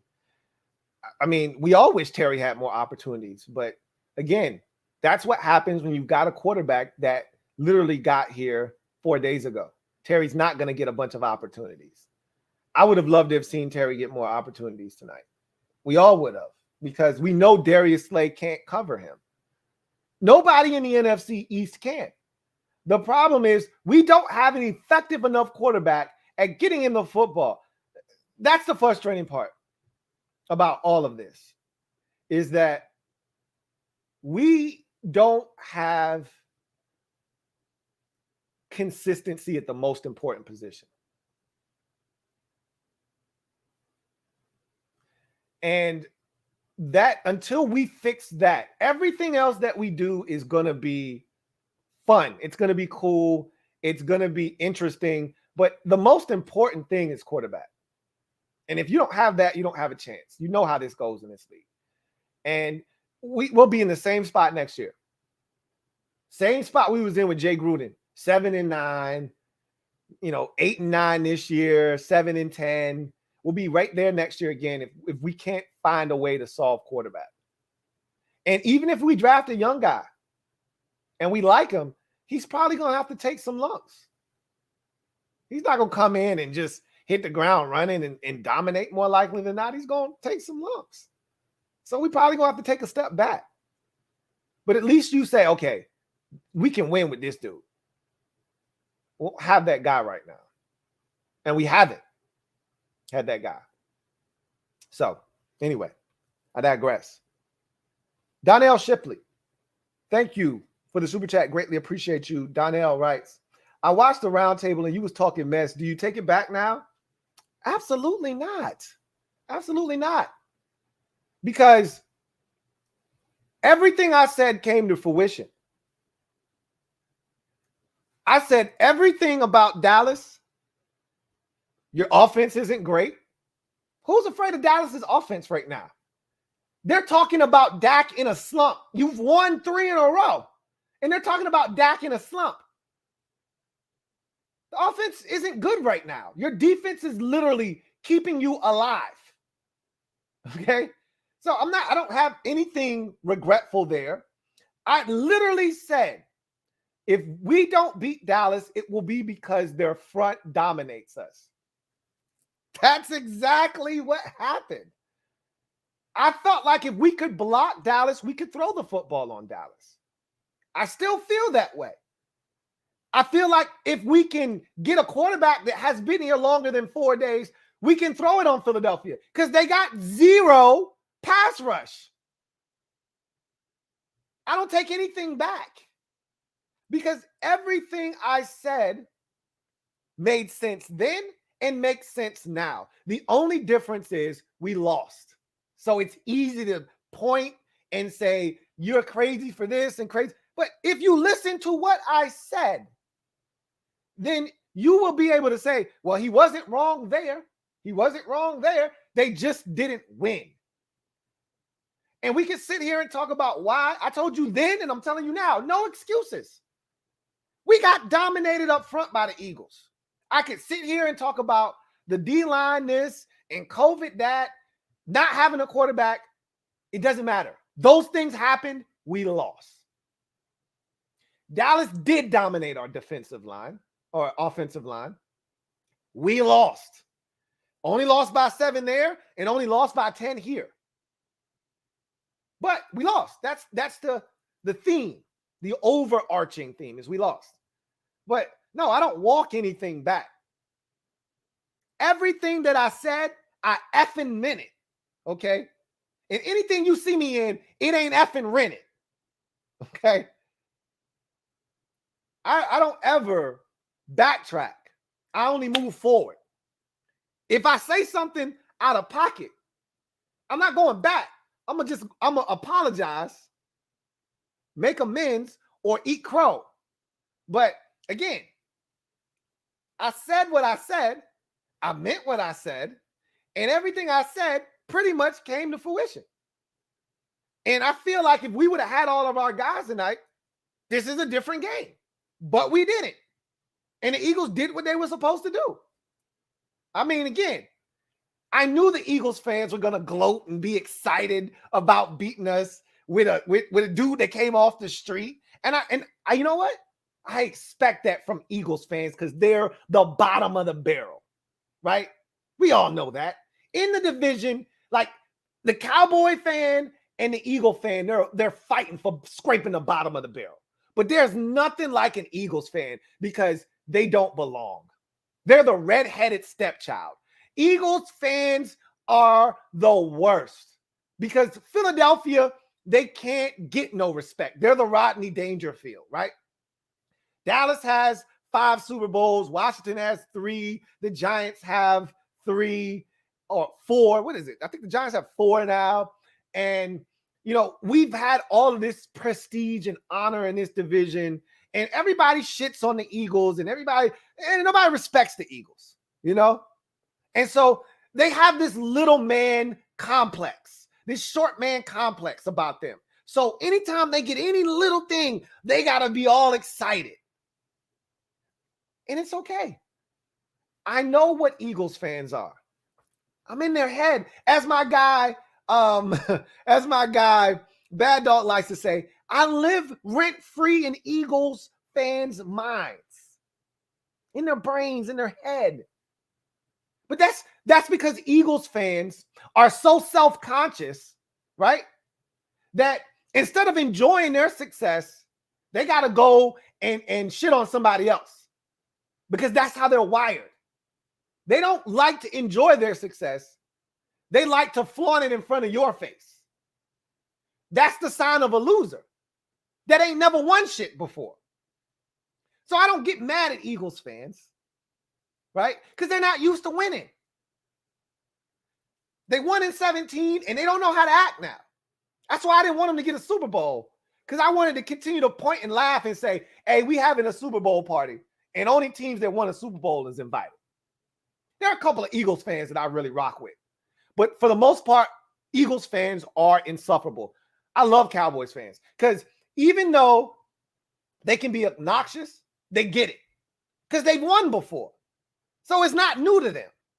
Now they're delusional and they think they're going to win every year, but that's what being a fan is all about. And I can respect that from Cowboys fans. Like you. I like talking to you, Donnell. You get it. So these Eagles fans, though, Cuckoo, cuckoo, cuckoo. But you know what?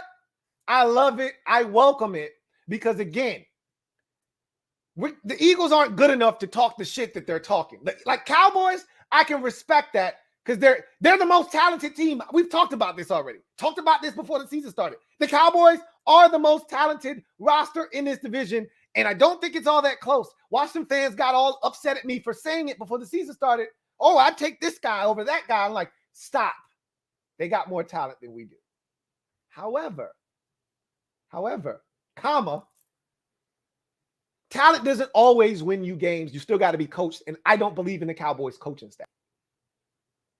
But at least Cowboys fans can talk shit because they got the guys to back it up. These Eagles fans talking cold, hard cash like they got it like that. Like they're actually any good. We'll see. Because I feel like if I can get my group healthy, they're going to back me up. Problem is, we ain't been healthy all year. I couldn't get my first or my second string quarterback to play tonight. Just give me one of them. I wasn't asking for my number one, dude. Keep in mind, we on quarterback number 3, if we being honest, because our first string dude went out in the second possession of the season. Or second quarter, third possession of the season, I should say. So, I said all of that to say this. I said this before the season started. I'm going to say it again. I said it during the round table. I said it during the Super Friends stream. We got the most depth at quarterback. And our depth, every one of our quarterbacks better than Jalen Hurts. I take them in a heartbeat over Jalen Hurts. None of those guys played tonight. Okay? None of them played tonight. Give me any of them. I got a shot.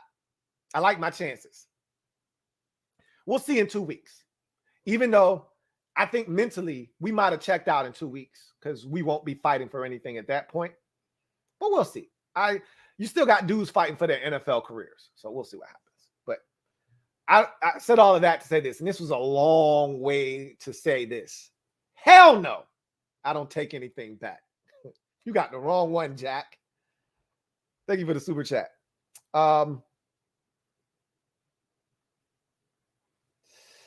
Let's see.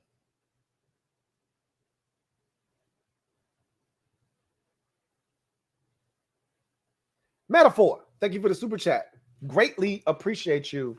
Metaphor, thank you for being a member of the MOBB who writes, just like Eagles troll in here, Chesty against Washington COVID team. Y'all would have been ghosts if anyone above our 4th team played. Congratulations, you beat my high school team. Look, you knew this was going to happen. I told you the same cats that was in here after week 1 when they beat up Atlanta 32-6 and we lost to the Chargers, and I went live after the game. These are the same cats right here tonight, okay? The same ones that I didn't see when I said, try that shit against San Francisco next week, and they scored 11. I didn't see them. They didn't come back. These the same cats tonight. You knew they were going to be here when they beat us with our team in the state that it was in. I told you that already. I said, you guys be prepared. They'll be back if they beat us. No matter the circumstances. We could have been playing all dudes off the streets and they would have been bragging like they beat the defending Super Bowl champions. That's what I expect out of them. That's what I expect out of Eagles fans. I do. I truly do. All right. No perception of what reality actually is. However, they're going to get theirs. And I want to be the one to give it to them. And when I do, I'm going to put the sauce on so thick, they're not going to like me. They're going to hate me in these streets. They better not let it be me. Okay? That's all I'm going to say to you. Don't let it be me. Don't let it be me. Okay? Let it be Dallas. Let it be somebody else. Don't let it be me. Because it's going to get ugly. Hey! Anyway, I digress. Jason Rogers, thank you for the super chat. Greatly appreciate you. My guy, Uncle Jay. What it do? Writes, as you know, Lou, I went to the game, and the one thing I am disappointed in is our fan base. The Eagles fans had that place jumping as if they are 13-3. So disappointed in us. Well, I noticed the same thing watching it on television. That's number one. You can't compare our fan base and their fan base. Okay? They just won a Super Bowl in 2017. They just got a brand new stadium, 20 years ago? When was the link built? I mean, the vet, they got rid of the vet in like 2008, 9. So the link has been around for 12 years, maybe, something like that. It's a relatively new stadium in NFL terms. And so you got a new stadium. You just won a Super Bowl not too long ago. One thing I can say about Eagles fans, even though they ain't shit, right? They loyal. If they ain't nothing else, they loyal. All right. They may talk shit about their team. Who don't talk shit about their team when they're not doing well? But they loyal. They gonna show up and they gonna show out and they gonna make noise. And I heard it on TV. I heard the joint rocking. You're not gonna get that in Washington because we've been beat up by our owner.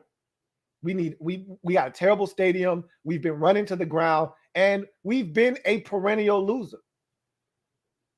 We ain't got shit to cheer about. I already told you I'm not going to the games.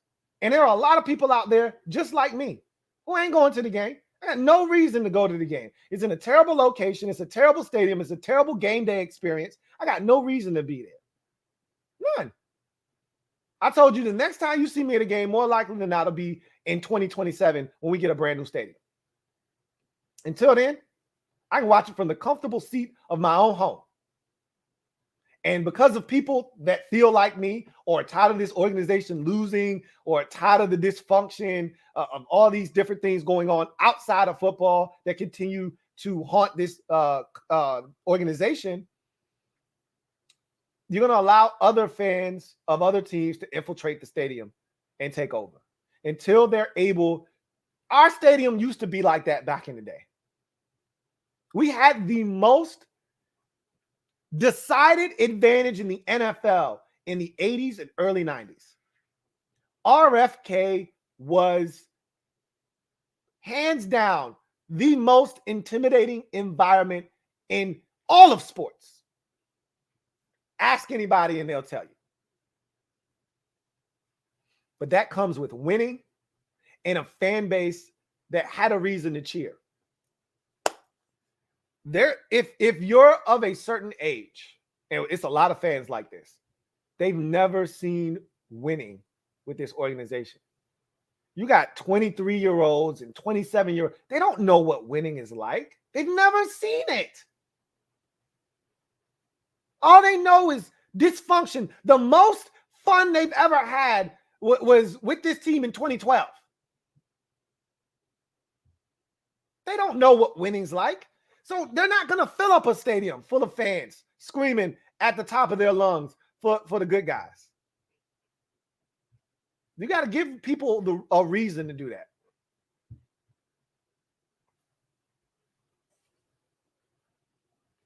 that. Let's see.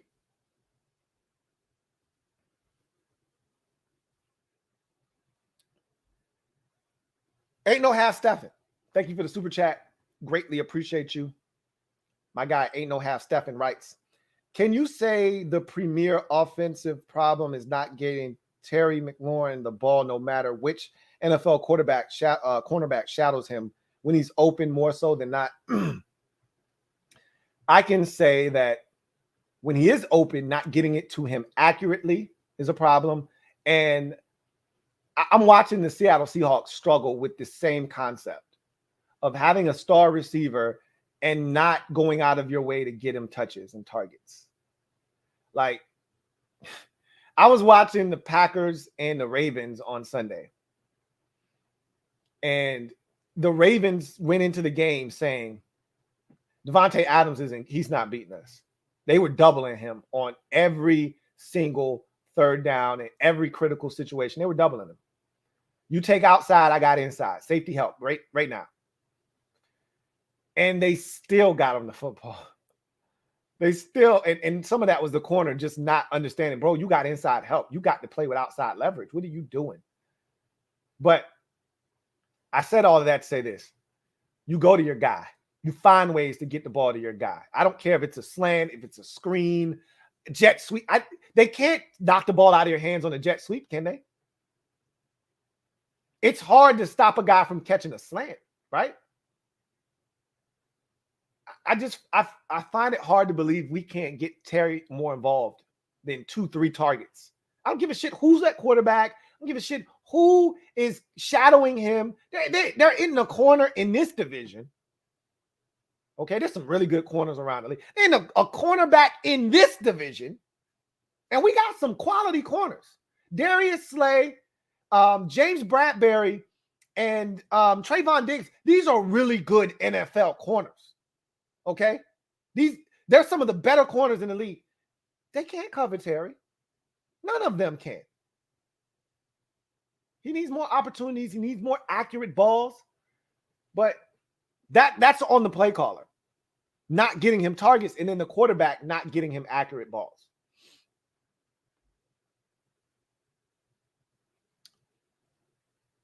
Jace Lucina, thank you for the super chat. Greatly appreciate you.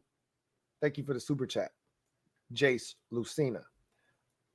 Burger the Butcher, thank you for the super chat. Greatly appreciate you. Burger the Butcher writes, Louie, I'm from DC and been a fan all my life. Eagles only started being successful running when Collins got hurt. By the way, I'm a chef in the Navy. Thank you for your service as well. Really do truly appreciate you and all that you do for us in this country. I thought that they really started to run the football effectively when Wise got injured, honestly. When they chopped him down, because Wise he's one of these weird type dudes that has a body that can play inside and outside, and he's got some real girth to him, started the point of attack.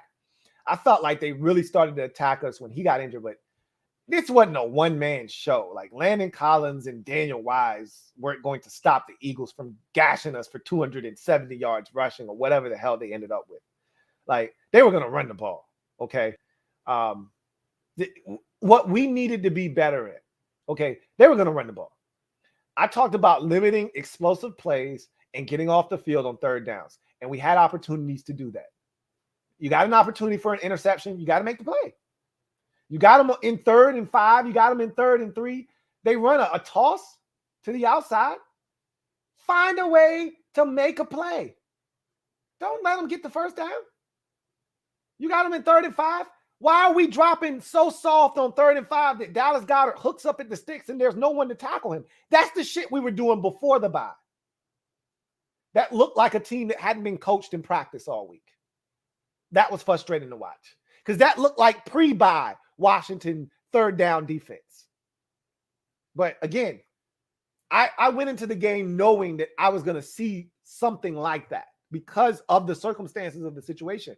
But I know that's not who we are, or at least not who we have been.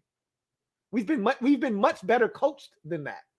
So that was frustrating to watch. But you know why? You know why? That's why I said this was a frustrating game to watch.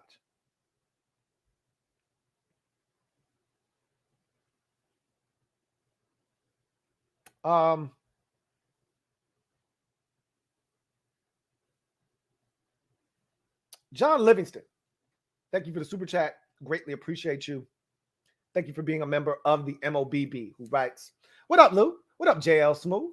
Says, it's been a minute. Keep those receipts. I don't ever lose a receipt, man. I'm too petty for that. These Eagles fans are in here like they are in the playoffs.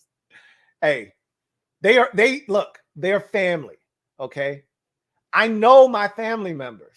I don't love all my family members, but I know them. I know what my cousin is doing. I know what my bros over there are doing.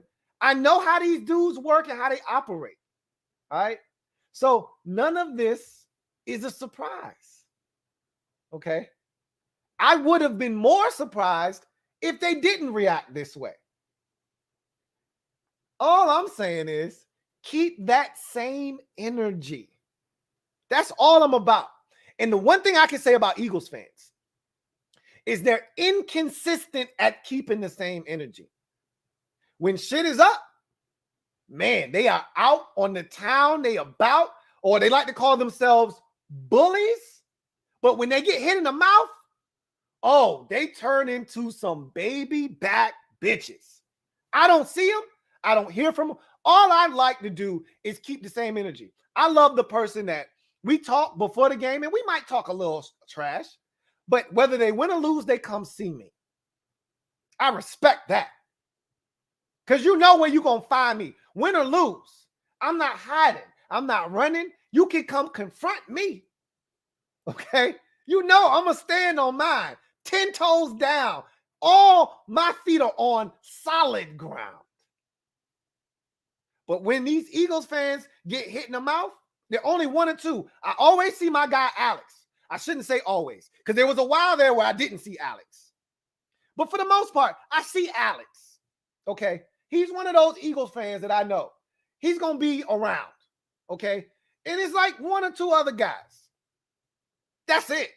The rest of these dudes, when it's going good, they around. When it's not, they in the closet hiding. But don't worry. When it's not going good the next time, they can't hide. I'm not going to let them. Normally, I'm not the type of person that goes and seeks confrontation, right? Okay? I'm not that guy. But when you step in my face, now you invading my personal space. Now we have problems. Shit'll never be the same. It can never go back to the way that it was. It's too late for that now. Don't you cross that line. Because once you go past that line, it ain't no going back.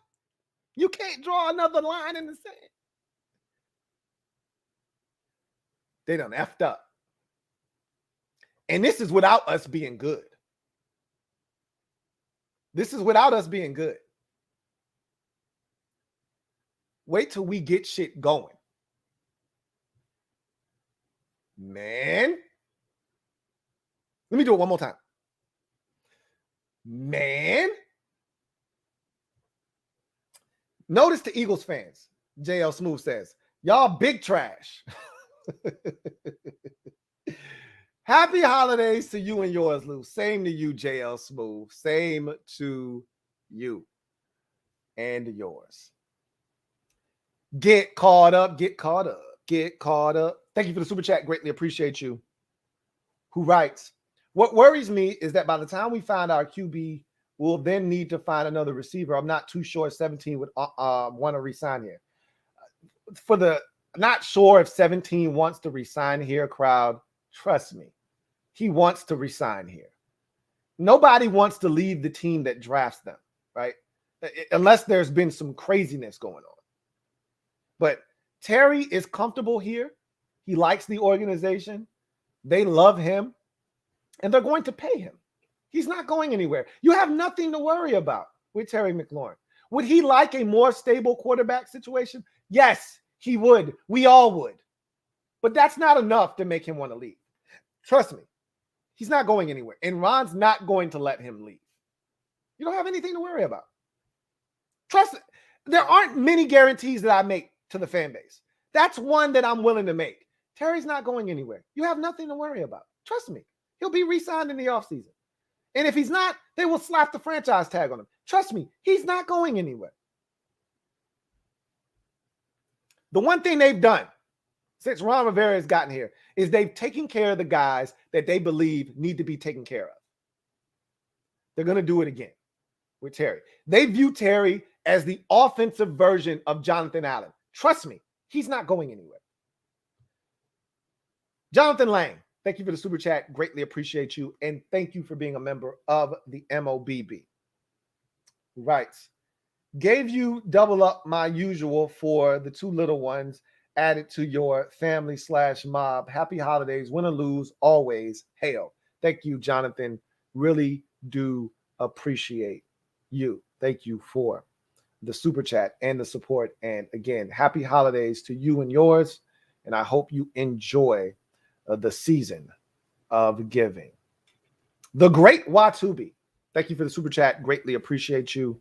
The great Watubi writes, first of all, thank you for being a member of the MOBB.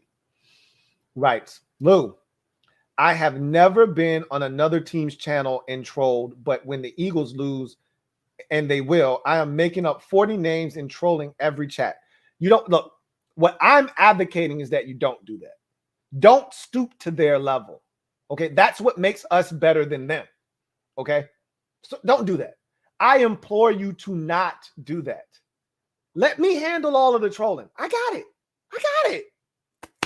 Your man Louie Tee is going to hold you down. I got you, bro.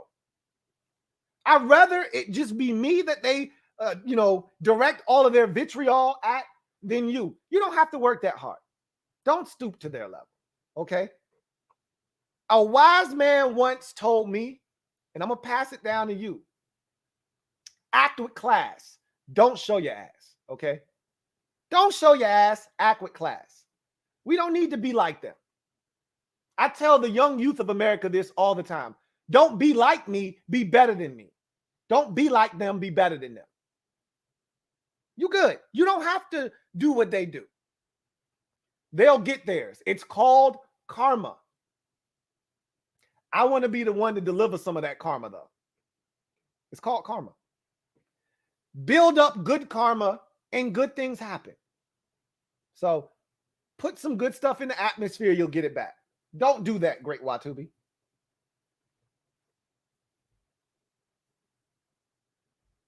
Donnell Shipley, thank you for the super chat. Greatly appreciate you. Double up. Thank you for doubling up, Donnell. Greatly appreciate you, writes. I know you like to double up on super chats. That going on, y'all losing to the Eagles. I love doubling up on super chats. You are correct there. We lost. Ain't no two bones about it. We lost the game. You know, it wasn't an ideal situation, but I said, look, if we were in the Eagles situation, I wouldn't have given it back and I wouldn't have felt sorry for the Eagles. I don't care. You got 18 guys on COVID-19 list and nobody was able to practice this week and you didn't have your first two quarterbacks. I don't give a shit about that. That's not our problem.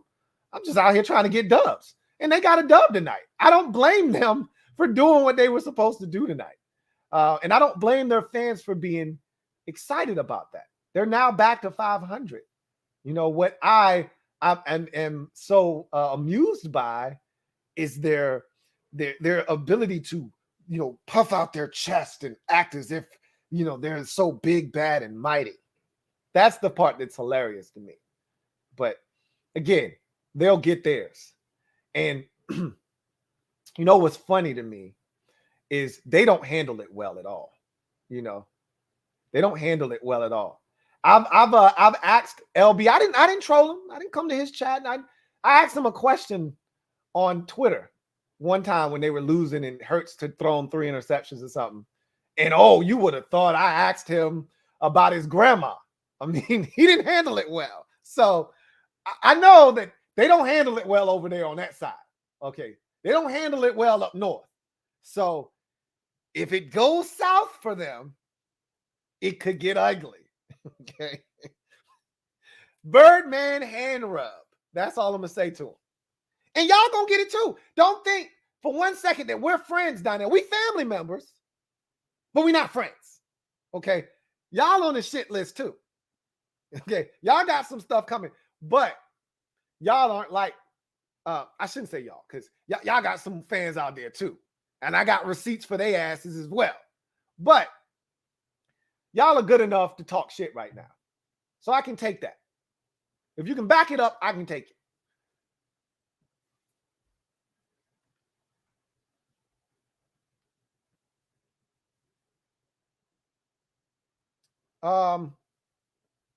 See where we at. I Shine 101. Thank you for the super chat. Greatly appreciate you. Who writes, my Eagles gonna double up, in 2 weeks on the watching no names, bro. Go on. Go on. I like that. I like that. Fly Eagles fly. Mad love though, Louie T. I appreciate you. I Shine 101. I like that one. I like that super chat there. That was a good one. You might be right. As much as I hate to say it, you might be right. You know, because in my mind, I know that if we are semi-healthy, we got a shot. I just can't predict that with this team, man. We get one guy back from injury and we lose another 3. You know, we lost 2 more tonight. And again, just we put another dude on IR today. Like, we just don't have enough bodies at this point, man. That's kind of where I'm at. So as much as I would like to say, oh, nah, we got y'all in 2 weeks, we gonna dust y'all. I can't do it because I don't even know who's going to be available for that game. So you might be right. As much as it pains me to say, y'all might double up on us. But the good thing is, even though it doesn't really matter, because y'all are going to infiltrate the stadium and make it feel like a home game, at least we don't have to go to the link again. At least we don't have to do that. At least we'll actually have some fans. It won't be a lot, but it'll be enough. And we'll have a shot. I like our chances the next time we play y'all, but I can't make any guarantees or any, brash statements right now because this short week going to Dallas could be the end of it all. Like, I've already christened the season done at 6-8, but I mean, they could break our backs. I mean, we had like 3-4 dudes go down against them the last time we played them. Now we're coming off of a short week, even shorter than normal because it's a Tuesday, and we got to travel to Dallas. We're going to get some guys back from this COVID list, but I don't know, man. We might get more guys banged up and then have to play y'all again. I would love to tell you you're wrong, but I can't do that right now. Thank you for the super chat. I Shine 101. Greatly appreciate you.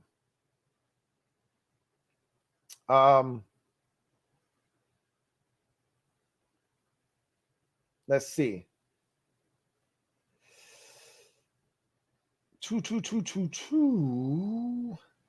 JB Johnson. Thank you for the super chat. Greatly appreciate you.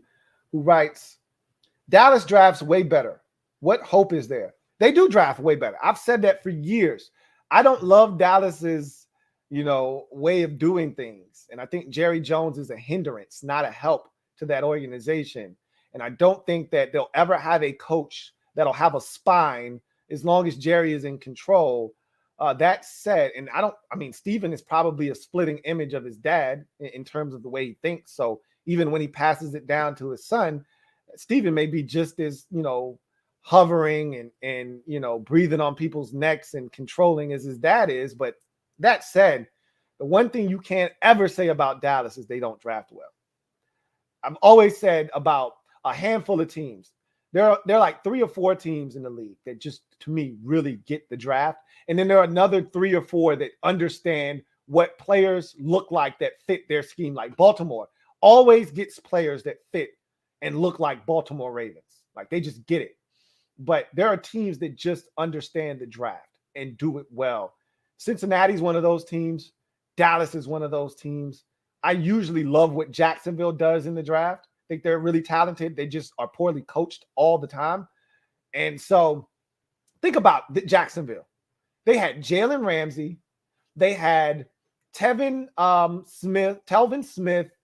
They had Malik Jackson. They had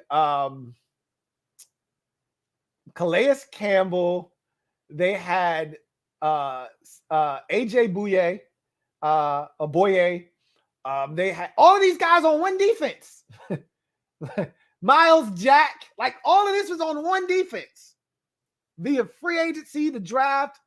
That's why they went to the AFC Championship game. Leonard Fournette, DJ Chark, like they got talent in Jacksonville. The Cowboys get the draft, man. They do it well every single year. I thought they went a little heavy on defense, but their defense was terrible last year. So they overreacted, but they got some hits on defense. But I thought they overdid it with the defense. Like, I don't think their class this year is going to be all that great. Kelvin Joseph and all. I don't think those guys are going to be all that good. But what's going to ultimately carry the class is Micah Parsons. Nobody's going to care about, second, third, fourth round picks not panning out when they got Michael Parsons in that draft. So makes everything else obsolete. I think what they really did this year, though, is in free agency. I thought they made a lot of smart, shrewd, small moves under the radar nobody was talking about. Keanu Neal and DeMonte KZ. These are guys that all were comfortable with Dan Quinn's scheme, and Jaron Curse and Malik Hooker. Like, these were all guys. Malik Hooker especially was a guy that I wanted. Like, it's not going to cost a lot to kick the tires on Malik Hooker. This guy was available into August. Like, they didn't sign Malik Hooker until I might be over exaggerating. They probably, free agency was well over. We're probably closer to the draft, if not after the draft, when they signed Malik Hooker. He was out there. Jaron Curse was an afterthought. He was a bum. The Vikings turned him into a special teams player. He's playing well. Like, you got to give them credit. They made some shrewd moves in the offseason, and they always draft well. They always do.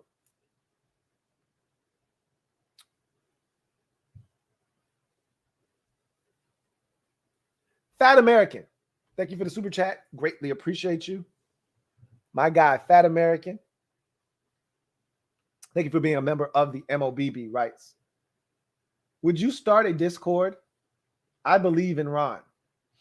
I was actually trying to do that. It was too complicated. I'm a simple man. You know what I mean? I actually tried to start a Discord with the MOBB. And I started setting it up, and it was just so many layers and so many things. And then you had to start paying for stuff. And I'm like, I just wanted to start a group chat. That's it. I don't want to do all of this extra stuff. And then, you get ignorant people that come in there. Like, one time when we were doing it, when, the MOBB was on the Flick app, somebody sent a dick pic, and I'm like, oh, see, this is why you can't do nice things, because people do stupid shit. So I said, nah, because, with Discord, you can do, and maybe you can turn it off. You can do video, and I didn't want to deal with it. But I tried. Trust me, I looked into it. I started one, and then I stopped it quickly. 101 Dumars. Thank you for the super chat. Greatly appreciate you. Who writes, lots of these guys who tested positive with COVID just days after playing Dallas, but Dallas isn't getting hit hard with this. Makes me think. I don't play the conspiracy theory game. That's not my angle. That's not my thing. They didn't have a bunch of guys test positive. We did. It is what it is. That's how this COVID thing works. My sister just got COVID not too long ago, and nobody else in her house got it. How in the hell did that manage to happen? I don't know. That's how this shit works sometimes. I don't play those games, because again, if we were in Dallas's shoes, we wouldn't be talking about how our guys didn't get COVID, but Dallas is being ravaged by COVID. You wouldn't give a shit. So I just try to control. This has always been the narrative. Control what you can control. That's all I try to do. And you can't control injuries. You can't control COVID. You can control everything else. You can control making a pick on a ball thrown into double coverage, but you don't make the play. You can control a guy that's been on your team for 4 days throwing a perfect back shoulder pass to the back of the end zone, and your guy drops it. You got to control what you can control. You have a nice little reverse, and and you get a stupid block. Control what you can control. You know, you get a great kickoff return. You try to get something right before the half, and you get a dum-dum deciding to hold when he's not even close to the play. Control what you can control. Dallas not having COVID or guys not testing positive for the Cowboys, you can't control that. So why are you worried about that? Just worry about the things that we can control. Play better. That's what we can control. Take advantage of the opportunities that we get. That's what I like to focus on. But I know what you're saying, but I just choose not to worry about those things because it doesn't do any good.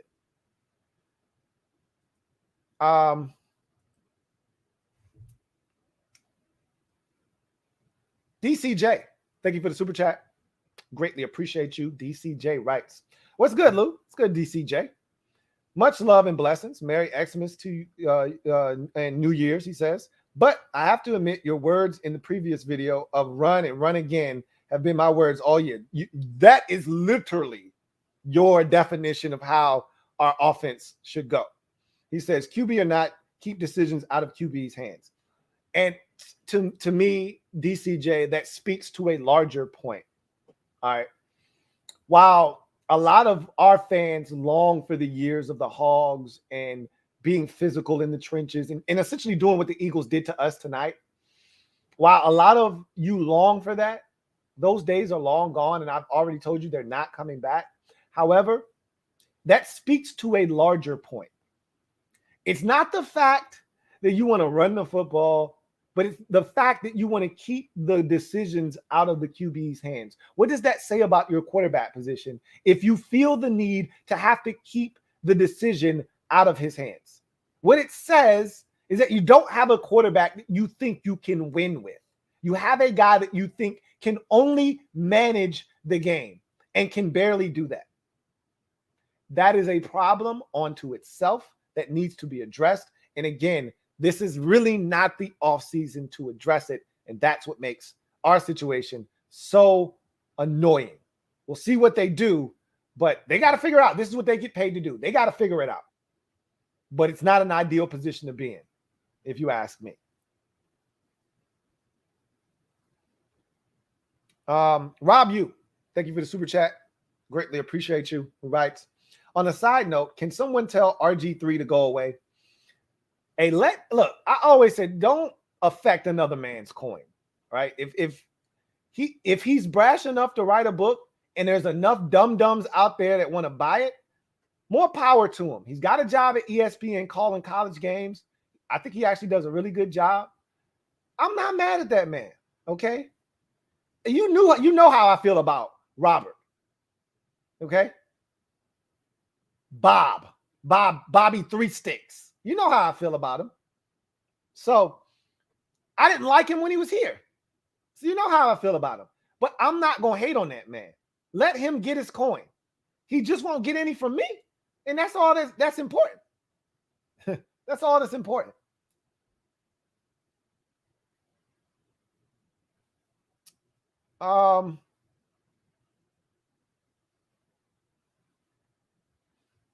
Let's see.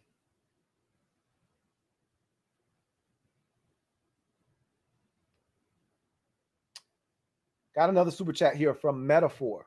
Thank you for the super chat. Greatly appreciate you. Double up. Feel like you've had more than two, but I think this is only your second. Really appreciate you, Metaphor, who writes, fire coaches like the cut Hopkins crowd. Now what? I mean, honestly speaking, they did the right thing getting rid of Hopkins. I just didn't agree with when they did it. I think if you hold on to Dustin Hopkins until the bye week and then cut him, and maybe for me, they knew they wanted Joey Sly all along. You know, they claim they wanted this Johnson guy that's on the roster now, Brian Johnson. Joey Sly had already been cut like 2-3 times this season. You know, kicked for like 3 different teams. Carolina, Houston, San Francisco. He was going to be on the streets again eventually. Just wait. If he came available, then you could have cut D-Hop on the spot, if that's how you felt about Joey Sly. But moving on from D-Hop when you did, I honestly think it cost us the Denver Broncos game. I truly do. What do we have? 3 kicks blocked in that game? 2 kicks blocked in that game? The Green Bay game had a kick blocked in that game too. We weren't going to beat the Packers. We couldn't score in the red zone. We had 5 trips in the red zone and didn't score a single point. I do think it cost us the Broncos game, though. But that's nor here nor there. When fans get upset, they have to blame someone. There needs to be a scapegoat. It can't just be the other team was better than us. No, never, ever. No way the Eagles just were the better team tonight. They ran it down our throats. They had the right call offensively. Every time we tried to do something defensively, they had the right call. That can't be possible. No, Del Rio was terrible. Fire him. Oh, my God. The offense had a guy that got here 4 days ago. Scott Turner's terrible. Fire him. That's always the answer. Antonio Gibson. He stinks. Get rid of him. Cut him. What?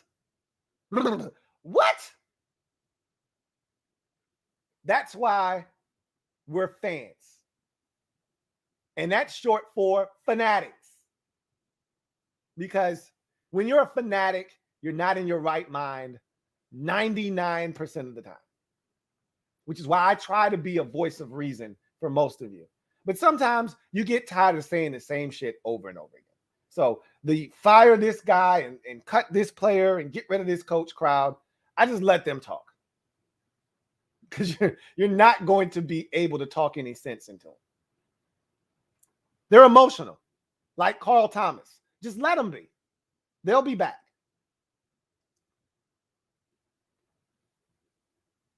Armand Brown, thank you for the super chat. Greatly appreciate you. Armand Brown writes, Taylor can't get Terry the ball past 25 yards. Lou, you think Marcus Mariota would fit this offense perfectly in bridge? The problem with Marcus Mariota is he can't stay healthy. And if you thought that, you know, we had issues at quarterback with guys not pulling the trigger, not seeing the field, Marcus Mariota was that guy for years in Tennessee. He's still that guy. Like that.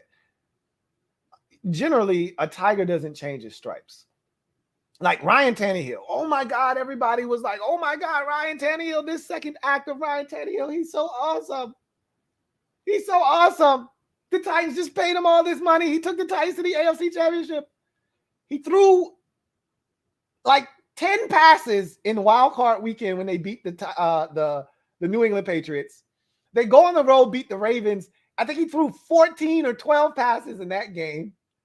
Like, he managed the hell out of the game, and he made throws when he had to, and he's been really good. But now, look what happens when Derrick Henry is not in the lineup.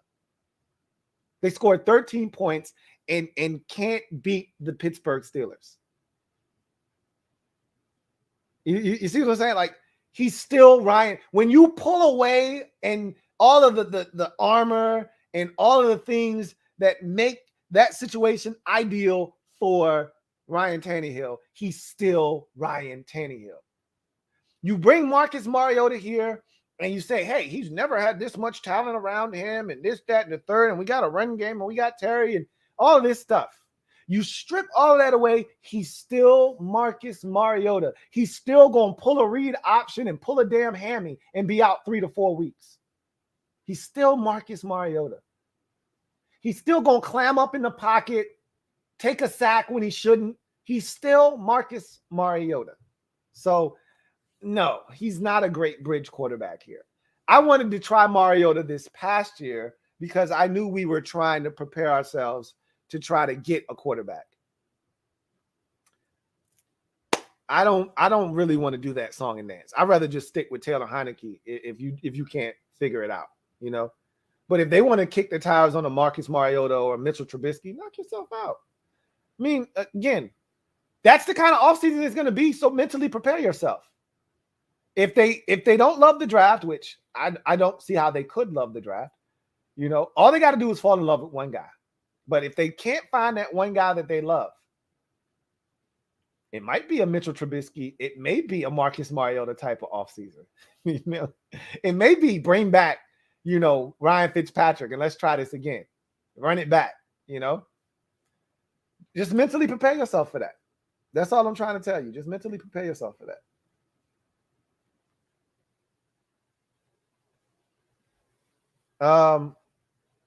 Donnell Shipley, thank you for the super chat. Greatly appreciate you.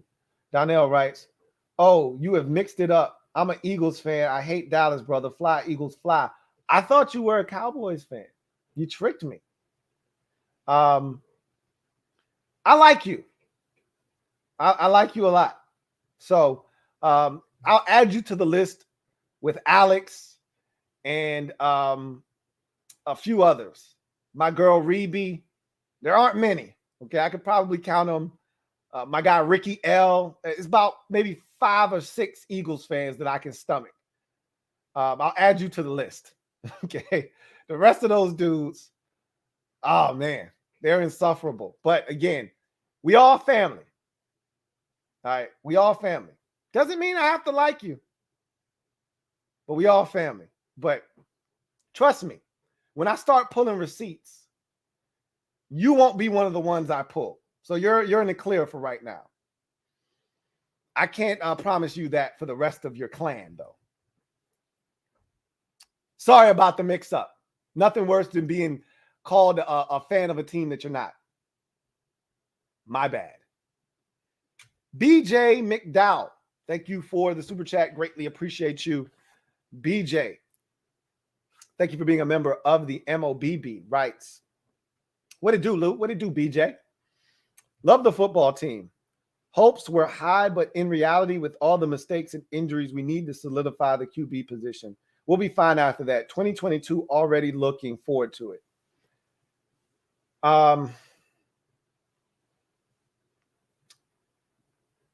This season kind of went the way that I thought it would. You know, minus the slow start. I told you that there was a stretch. We went over this before. You know, we did this song and dance. I said that the biggest stretch of the season was going to come weeks 5 through 10 or 9. And it was New Orleans. It was Kansas City. It was Green Bay. And then it was Denver. And I said, if we needed to go into that stretch, no worse than 2-2, really preferably 3-1. And we had a chance. We had a chance. We could have beaten the Chargers, but we went into that stretch 2-2, and we needed, and I said it then, and I still feel it in my soul, we needed to beat New Orleans. They were a wounded team, just dying to get to the bye week. And we let them leave FedEx with a dub. That was a soul crusher. We proceeded to then lose 4 straight. And you look up and we were 2-2, and then we were 2-6. And I knew that stretch was going to be tough. That's why you needed to insulate yourself with wins to be able to take on some of these L's that were coming. You weren't going to beat Kansas City. And I was assuming the Chiefs were going to be the Chiefs. We got the Chiefs when they were very vulnerable. We were winning at halftime, 13-10. That didn't last very long. Anyway, we're going to be this type of team until we get a quarterback. And that quarterback has to be good. You can't just get a quarterback. He actually has to be good. Or you're going to be dancing on the hamster wheel over and over again. We'll be at the end of the season trying to make a late season push. We'll always be in the hunt. We'll always be right around 7-7 at the end of the season, fighting for a playoff berth. We'll never be 9-4 or 10-3. That's reserved for teams with legitimate quarterbacks. Look around the league. Look around the league. Look at all the teams that's fighting to try to stay alive, and then look at all the teams that are double-digit winners. Look at the haves and look at the have-nots. Look at the middle class. There's one common thread. Some teams play better defense than the others. Some teams run it better than the others. Some teams have dynamic offenses and receivers and tight ends. But there's one common denominator. Quarterback. You're not winning anything of substance in this league without it. Arizona, Rams, Dallas, Green Bay, Tampa. Those are your 5 top teams in the NFC. All 5 of those teams have franchise signal callers. Dudes that you can put a team on their back and that quarterback can carry them if need be.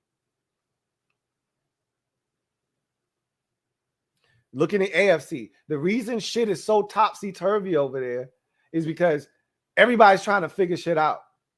But when the dust settles and the smoke clears, the teams that'll be around, they're going to be the teams with the quarterbacks. It's going to be Buffalo. It's going to be Kansas City. It's going to be teams like that. When the Chargers might even emerge because they've got one. The Bengals may emerge because they've got a young one. All these other Tennessee, that shit is cute. Ryan Tannehill ain't taking your ass nowhere. If Derrick Henry don't come back and start rushing for 200 yards every game again, they ain't going no damn where. That's why the Raiders, I like Derek Carr. I don't love Derek Carr. Derek Carr is cool. You can win with Derek Carr, but he ain't putting nobody on his back. Mac Jones, he's cool. His ass showed me some shit on Saturday. I ain't gonna lie. Me and my dad were talking. I was like, they were kicking Mac Jones's ass for about 3 quarters. And this MFer came alive and almost brought him back. He showed me something. They might have something with him. That's the perfect spot for him. And I said it when they got him. They might be around. But this shit ain't rocket science. The Broncos aren't going any damn where. You're not winning shit with Teddy Bridgewater. We not going nowhere. You ain't winning nothing with Taylor Heineke. And the Eagles ain't going nowhere because you ain't winning shit with Jalen Hurts. Same shit for the Giants, the Bears. You ain't winning shit unless you got a quarterback. That's why the 49ers, there's only so much they can do. Because you ain't winning shit with Jimmy Garoppolo. He showed you that in the Super Bowl when you had a chance to win and you got a receiver running down the field wide ass open for a chance to take the lead or tie the game, and he overthrows him by 5 yards. You ain't winning shit with Jimmy Garoppolo. Just like the Vikings ain't winning shit with Kirk Cousins. And until we get a real signal caller, we ain't winning a damn thing either. We may win this division when it has a down year. We may fight for a wild card just like we doing this year. But it's the same shit. It's just rinse, wash, rinse, repeat.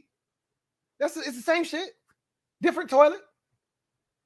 Got to get a quarterback. So, easier said than done. If everybody could find a quarterback, then no one would find themselves in the position that we find ourselves in. Or that teams every year, you would think, with every year teams needing quarterbacks and teams drafting, you would think that you would get to a draft and only 1 or 2 teams would need a quarterback. But every year we get to the draft and another 5 or 7 teams need a quarterback. And it seems like every year we're one of those 5 or 7 teams. Every year.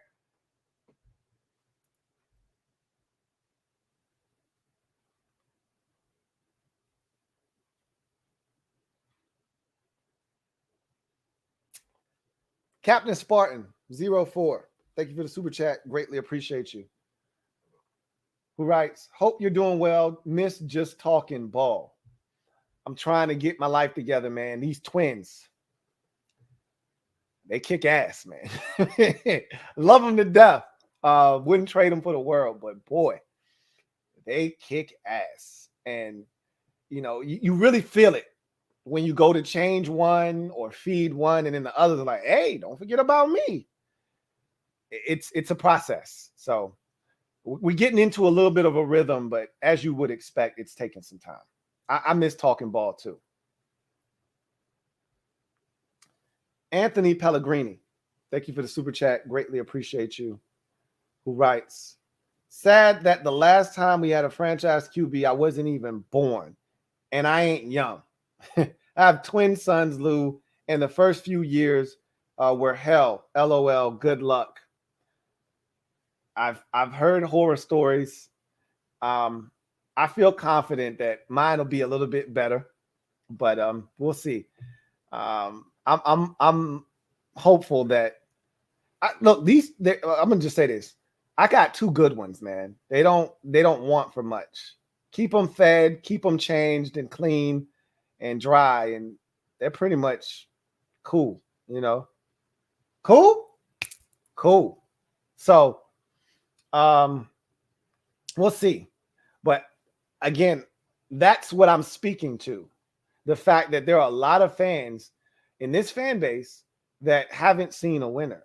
And that's why the stadium will continue to be half filled and filled with other teams' fans. And you won't have an environment like the Eagles had tonight, because this organization hasn't given this fan base enough to cheer about. Just think about it this way. Everybody in this division has had an 11 or 12 or 13 win season in the last 7 years. They've had at least one. We've had 0. We haven't had a season in which we've had more than 10 wins since 1991. So you got to go back 30 years for that. So again, that's why you don't have because dysfunction, there's dysfunction around the league. There's other organizations. The Eagles are a dysfunctional organization. We were just laughing at the Eagles not too long ago about articles being written about them every other week, about their owner thinking that he was some kind of shrewd talent evaluator, and how they did Doug Peterson and how they would belittle him, and how Howie Roseman was trying to give dudes pound in the draft war room when they was like, man, get out of my face. We just lost the player that I wanted. And Howie didn't know what was like. They are just as dysfunctional and messy as the next dysfunctional organization. But you know what they've also done? They've won 13 games. They just won a Super Bowl not too long ago. So the fans are willing to overlook all of that stuff. You get a grace period when you do something like that. We haven't done anything like that. So you don't get the benefit of the doubt. And they don't deserve it.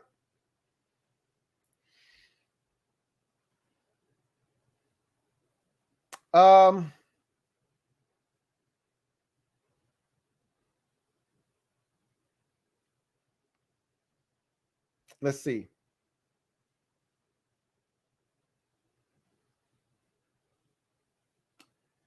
Got another super chat here. And it is from a lot of comments. Metaphor. Thank you for the super chat. Greatly appreciate you. Metaphor writes, Gilbert looks like Danny Dimes' older brother. Timma. He could look like him a little bit. Doesn't play like him in terms of running. We could have used some wheels tonight. There were opportunities for him to get out of there and run. And he's not a bad athlete. I thought he could have run a little bit more tonight, but that's nor here nor there. Trevor Patch. Thank you for the super chat. Greatly appreciate you. Thank you for being a member of the MOBB, who writes, sup, Lou? Sup, Trev?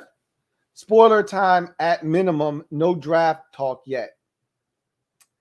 Yeah, I mean, we really don't have shit to spoil other than the Eagles. Like, the Cowboys are winning this division. Can't nobody do a damn thing about that. The Eagles can't stop them. We can't stop them. Dallas is winning this division.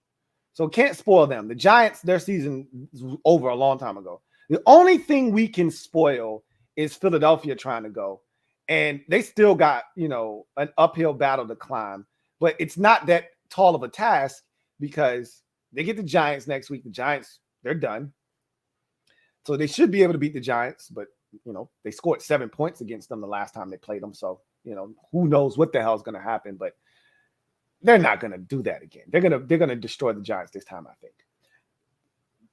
It's family business. You know how that goes. So we'll see. Then we get them in 2 weeks. That's the interesting game because Dallas, they may be locked into the 4 seed in week 18 already. Now, with the way this NFC is going, I mean, how important is it to you to be the 3rd or the 2nd seed? I don't know. I mean, we could see because, Green Bay could lose and Dallas could be fighting for number 1. It's possible. Dallas sits at the number 2 seed right now as we speak. So they may need week 18. I don't think they will. I don't see the Packers losing another game. But in the event that the Packers do, Dallas could have an opportunity. They got Arizona in 2 weeks, do the Cowboys. That's going to be a massive game. So I don't know. The Eagles could win out potentially, and winning out would put them at 10-7. They win 10 games, they're going to the playoffs because nobody else in that conglomerate is winning out. The Saints aren't winning out. The Vikings aren't winning out. And obviously we aren't winning out. So the only thing we could spoil is the Eagles. And I would love nothing more than to do that. But again, I'm not going to say a word about that game until we get to that game that week. And I know guys are going to play. And I want to see how this team reacts because I don't see them quitting on Ron. That's one thing. They wouldn't do that. But again, it doesn't matter if they quit, play their hardest. If you've got 5th and 6th stringers out there, that shit, it doesn't matter. They can play their best game and it won't be enough. So I got to see who's going to be out on the field first. But, I would love nothing more than to destroy the hopes and dreams of every Eagles fan out there. Okay. Nothing would make my day brighter, misery loves company. So I'm down for that.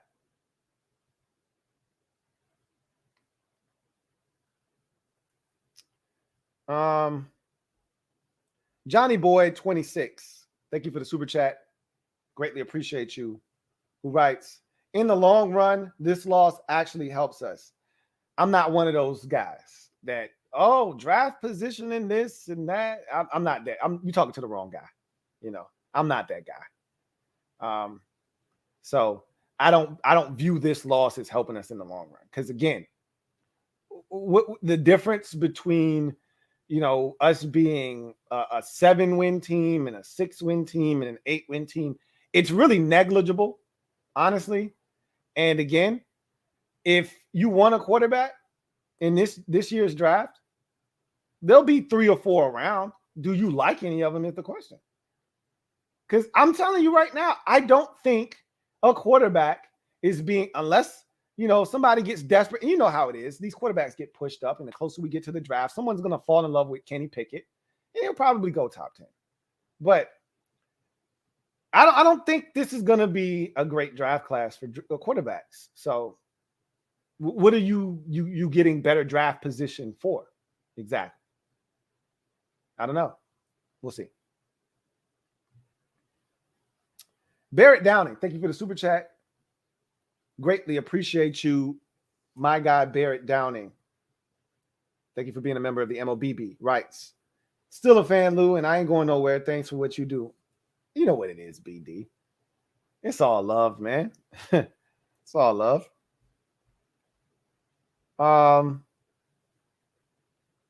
John Livingston, my guy JL Smooth. Double up. Thank you for doubling up.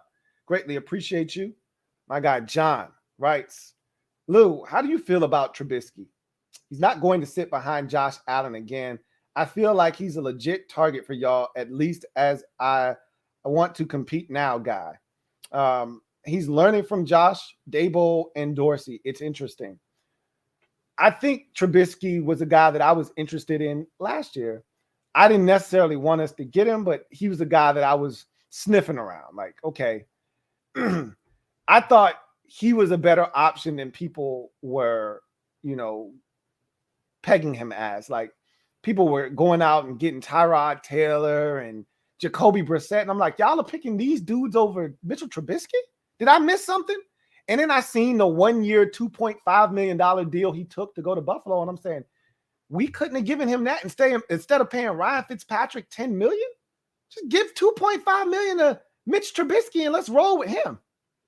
But again, Mitchell Trubisky to me is like Ryan Tannehill and some of these other dudes. You can win with him. Obviously, Mitchell Trubisky's been to the playoffs twice in 4 years. You can win with Mitchell. He just ain't taking your ass nowhere. And I'm tired of running on that hamster wheel. Like at this point as a fan, if we're going to have another losing season, which next year could be, I'd rather do it building with a young quarterback. I can stomach that. Building with a young dude and saying, hey, these are the growing pains that come with a young fella. What I don't want to do is have another bridge quarterback and then, delay the inevitable for yet another year. But again, I already said this too, and this is why I said this is an unenviable position to be in. I don't love any of these quarterbacks. So, and I'm not in favor of taking a guy just to take a guy because we need a guy. So if you don't love a guy, don't take him, which means then you need to do something at quarterback, whether that's run it back with the 3 we had this year, including Ryan Fitzpatrick, or run it back with the 2 that were here after he got hurt with Heineke and Allen, and you bring somebody else in to compete, or you just run it back with those 2 and you bring in a young guy, or you keep one of the young guys that you have, like Kyle Shermer on the roster as a practice squad guy, and you just keep it pushing. I don't know what the answer is. I just know the answer isn't on the roster right now, the long-term one at least. So, yeah, that's frustrating.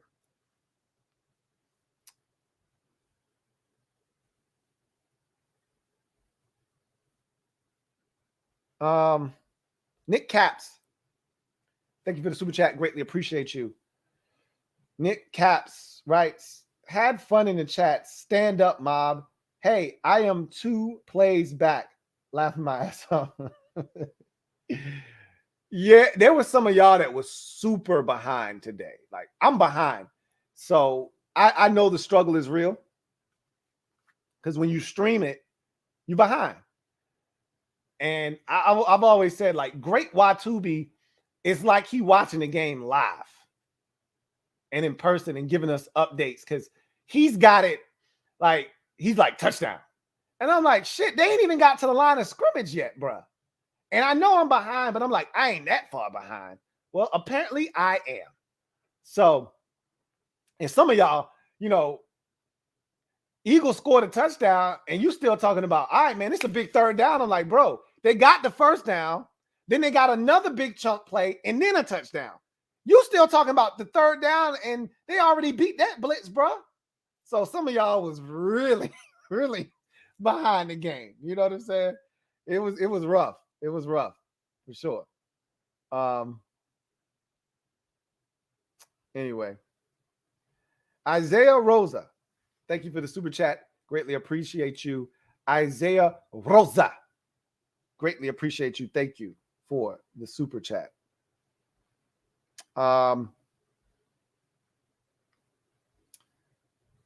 Isaiah Rosa, thank you for the super chat. Greatly appreciate you. Double up. Thank you for doubling up. Who writes, Louie T, I like you, bro. Can you say that Hurts had a great game? He did. I thought he was spectacular tonight. I thought he made every single play. The interception was not his fault. He had 6 incompletions in the game, and 4 of them were probably drops. I thought the only mistake he made, he made 2. He was loosey. He wasn't even loosey-goosey. I think he had 2 hands on the ball, and Montez Sweat just did a good job of getting it out. But I thought the only play he wasn't good on was the deep ball that ended up being a completion, coincidentally enough. Ironically, it wasn't his best play, and it turned out to be a big play. But I thought he made every right decision. Every throw was accurate. I was just waiting for him to be a little off. You know, the touchdown pass to Greg Ward was a thing of beauty. The sideline throw and you know, toe drag swag with Devontae Smith was an outstanding throw. I just thought he was on the money tonight, man. He made every right decision. He hung in the pocket. He didn't vacate too early. He made us pay when we weren't staying at home on the run pass options on those RPOs. I thought he made every right decision on read options, whether to keep or to give it to the back. I just thought he was phenomenal. You know, almost threw for 300, probably ran for another, you know, 30, 40 yards, managed the game well. I just thought he was in total control tonight. If he plays like, and this is the problem, he doesn't play like that every week. But if he plays like that every week, then I'd have a totally different opinion of Jalen Hurts. But that's not the guy that you get most weeks with Jalen Hurts, you know. So he was phenomenal tonight. Phenomenal.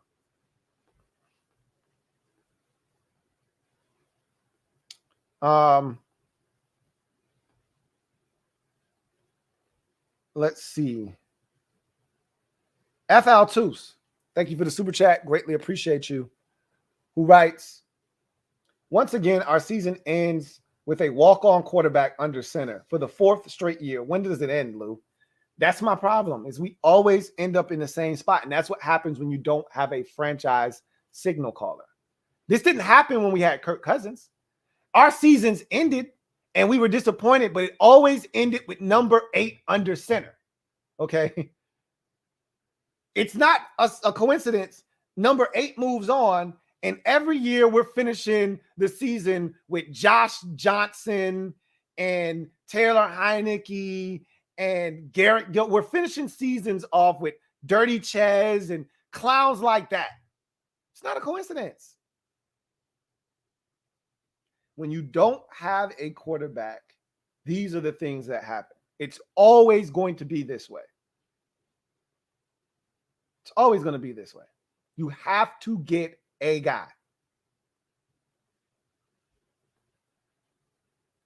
DMV Pride 10, thank you for the super chat. Greatly appreciate you. Who writes, I'm not comfortable with Davis and Holcomb as the future at linebacker for years to come. I'll give them another year, but I just don't see the dog in their game. I disagree. I think that those guys have all the potential in the world. It just needs to be unlocked. And the more familiarity you get in a scheme and what's being asked of you, the more you can just fire off. So I just feel like the more that we have other dogs around them and we have everybody with defined roles defensively, the more you can then unleash Cole Holcomb as a blitzer, Jamin Davis as a blitzer. I don't think those guys are asked to do that enough. I think you are able to allow them to just hit the hole and be more aggressive in attacking the line of scrimmage. Right now, I've always said that I don't think we're creative enough defensively. A lot of you, think that we're not creative enough offensively. I beg to differ. I think we're not creative enough defensively. I think Jack Del Rio does a lot of good things. I think he could do better things. One of my biggest problems is the fact that we don't move our guys around. I've never seen Montez Sweat rush from the inside before. I've never seen Chase Young kick inside and rush as a 3-tech. Why? Why not? I've never seen us walking around and guys, I've never seen them put Montez Sweat and Chase Young on the same side and overload a side and blitz from that same side. Force one-on-ones. Force someone to be unblocked. I don't see them getting creative. But when you don't run the simple shit correctly, it's hard to then get creative. But what they have is something you can't teach, and that's speed. And I think I see Cole Holcomb getting better and better, him recognizing things. And the more he recognizes things, the better he gets. And same with Jamin Davis. So I think those guys are a part of the solution, not part of the problem. You just need to continue to build. 1/6 Devil Doc. Thank you for the super chat. Greatly appreciate you. Thank you for being a member of the MOBB, who writes, happy holidays, Lou. Any word on BSJ? I think he's done for the season. They put him on IR after he sustained his 3rd concussion of the year, or 2nd for sure, that we can account for. But this is the 3rd time he was, listed with a concussion. The 3rd time could have been, complications from the 2nd concussion. But either way, it's not a good look for him. And they put him on IR. I think his season's done, personally. So happy holidays to you and yours. 1/6 Devil Doc. Mr. Ron B. Thank you for the super chat. Greatly appreciate you. Who writes, had we won, I was ready to rename our team the COVID Squad. I thought that we had a chance if everything went our way. I told you that the likelihood was that if we didn't get a quarterback, we weren't going to win this game. But I didn't have a reason. I could give you things that we needed to do, like a road or a path to victory, which is what my keys to victory was essentially. And you'll see when we go over them on tomorrow's show. We didn't follow any of them, which is why we lost. I could give you a path, but I was like, how are we going to get down that path? You know what I'm saying? Like, the Eagles were going to have to help, and they did early. But they stopped helping, and after even on the last touchdown they scored, we get to a 3rd down, and, their corner isn't looking down the field. So we get a pass interference. I want to say it was, I can't remember his name. I can see his damn face. Avonte Maddox. I think it was Avonte Maddox. He wasn't looking. Got caught face guarding, and they threw the flag. Like, even that was a gift. Like, the Eagles were going to have to help. And the minute they stopped helping and started to go on the offensive, we didn't stand a chance. We didn't stand a chance.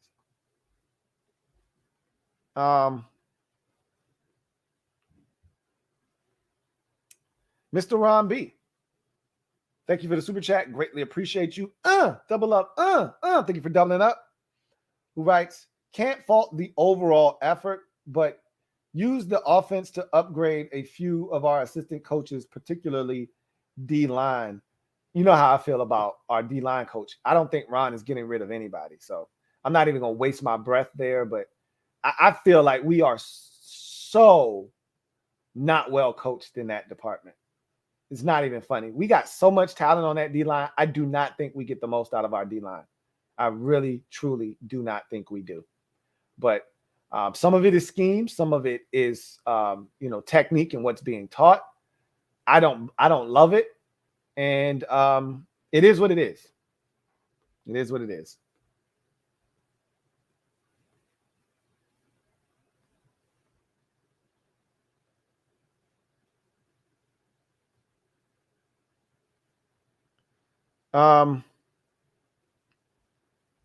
Metaphor. Thank you for the super chat. Greatly appreciate you. My guy Metaphor writes, we need QB driving the train, not just collecting tickets. Pretty much. Yeah, that's pretty much it. We need a conductor. Right? We need a bus driver. The bus driver takes your money and drives the bus. We need a dog at quarterback position. That's what we need. We need a guy, a dude, not just a guy, not a jag. We need a dude at quarterback. We don't have that. And we haven't had that for a very, very long time. So, yeah, facts.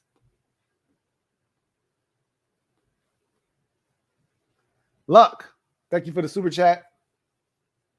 Greatly appreciate you. Double up. Luck writes, nah, bro, wasn't bluffing. LOL. Not proud of it.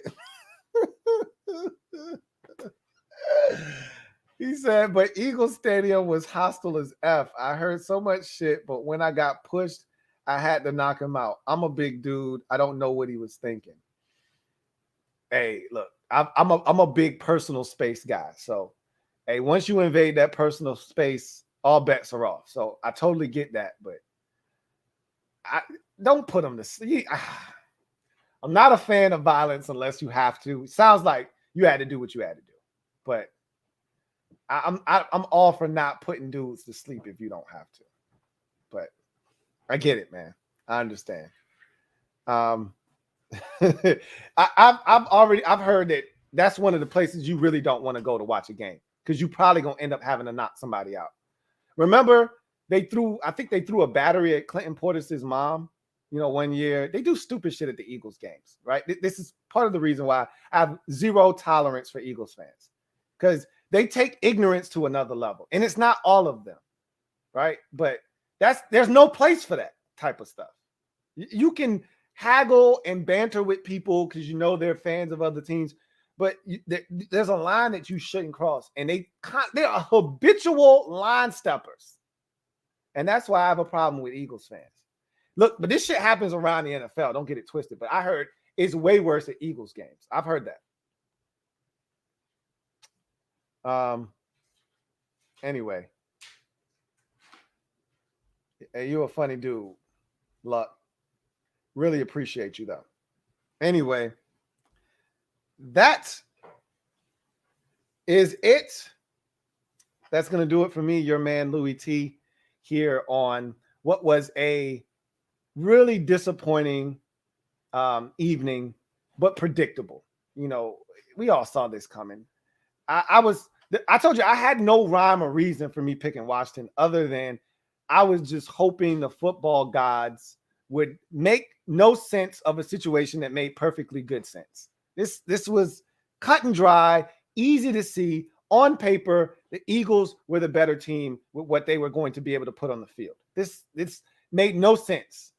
But neither did the Lions beating the Arizona Cardinals by 18 points. That made absolutely zero sense. But they did it. You know, so I was like, wait, why not us? We're supposed to lose this game. Why not us? The Eagles run game. That's why not us. Okay. That's why not us. We had no answer for it. And off of that run game, Jalen Hurts was surgical. And that's why we couldn't win this game. Truth be told, the offense, even though all of their points were pretty much defensive aided, they gave us a shot. Under the circumstances that they were in, they gave us a shot. 17 points was right around what I thought we could score. I said we weren't scoring any more than 20. My final score was 20-16. Well, 17 would have been enough to beat 16. The defense was going to have to stop the Eagles from scoring. They didn't do that. That was the only way we were going to have a chance. Eagles took care of business, did what they were supposed to do, and now they're back at 500 at 7-7. Meanwhile, we're now 6-8. We're not out of the playoff hunt. We're not out of the chase yet. You're going to hear, you know, a lot of the players and Ron Rivera and say, we're not out of this thing yet. We still got 3 games and anything can happen. And they're right. The Vikings are going to lose games. The Saints are going to lose games. These Eagles are going to we still control our destiny with the Eagles as far as that's concerned because we play them. And, you know, we put ourselves in a position where we can bounce back, you know, we can bounce back. But the problem is because if we beat the Eagles and we beat the Giants, we'll have a better divisional record than the Eagles. But the problem is you're going to need help and you're going to have to win all 3. And that starts with beating Dallas. And we're not beating Dallas. We're not beating Dallas. That's the problem. You beat Dallas and then I'm back talking crazy again. But it ain't happening. This is it. This is it. The season is over. This is it. Anyway, that's going to do it for me, your man, Louie T. Greatly appreciate you guys out there, even the Eagles fans, even the trolls. Appreciate all of y'all. Metaphor on the way out.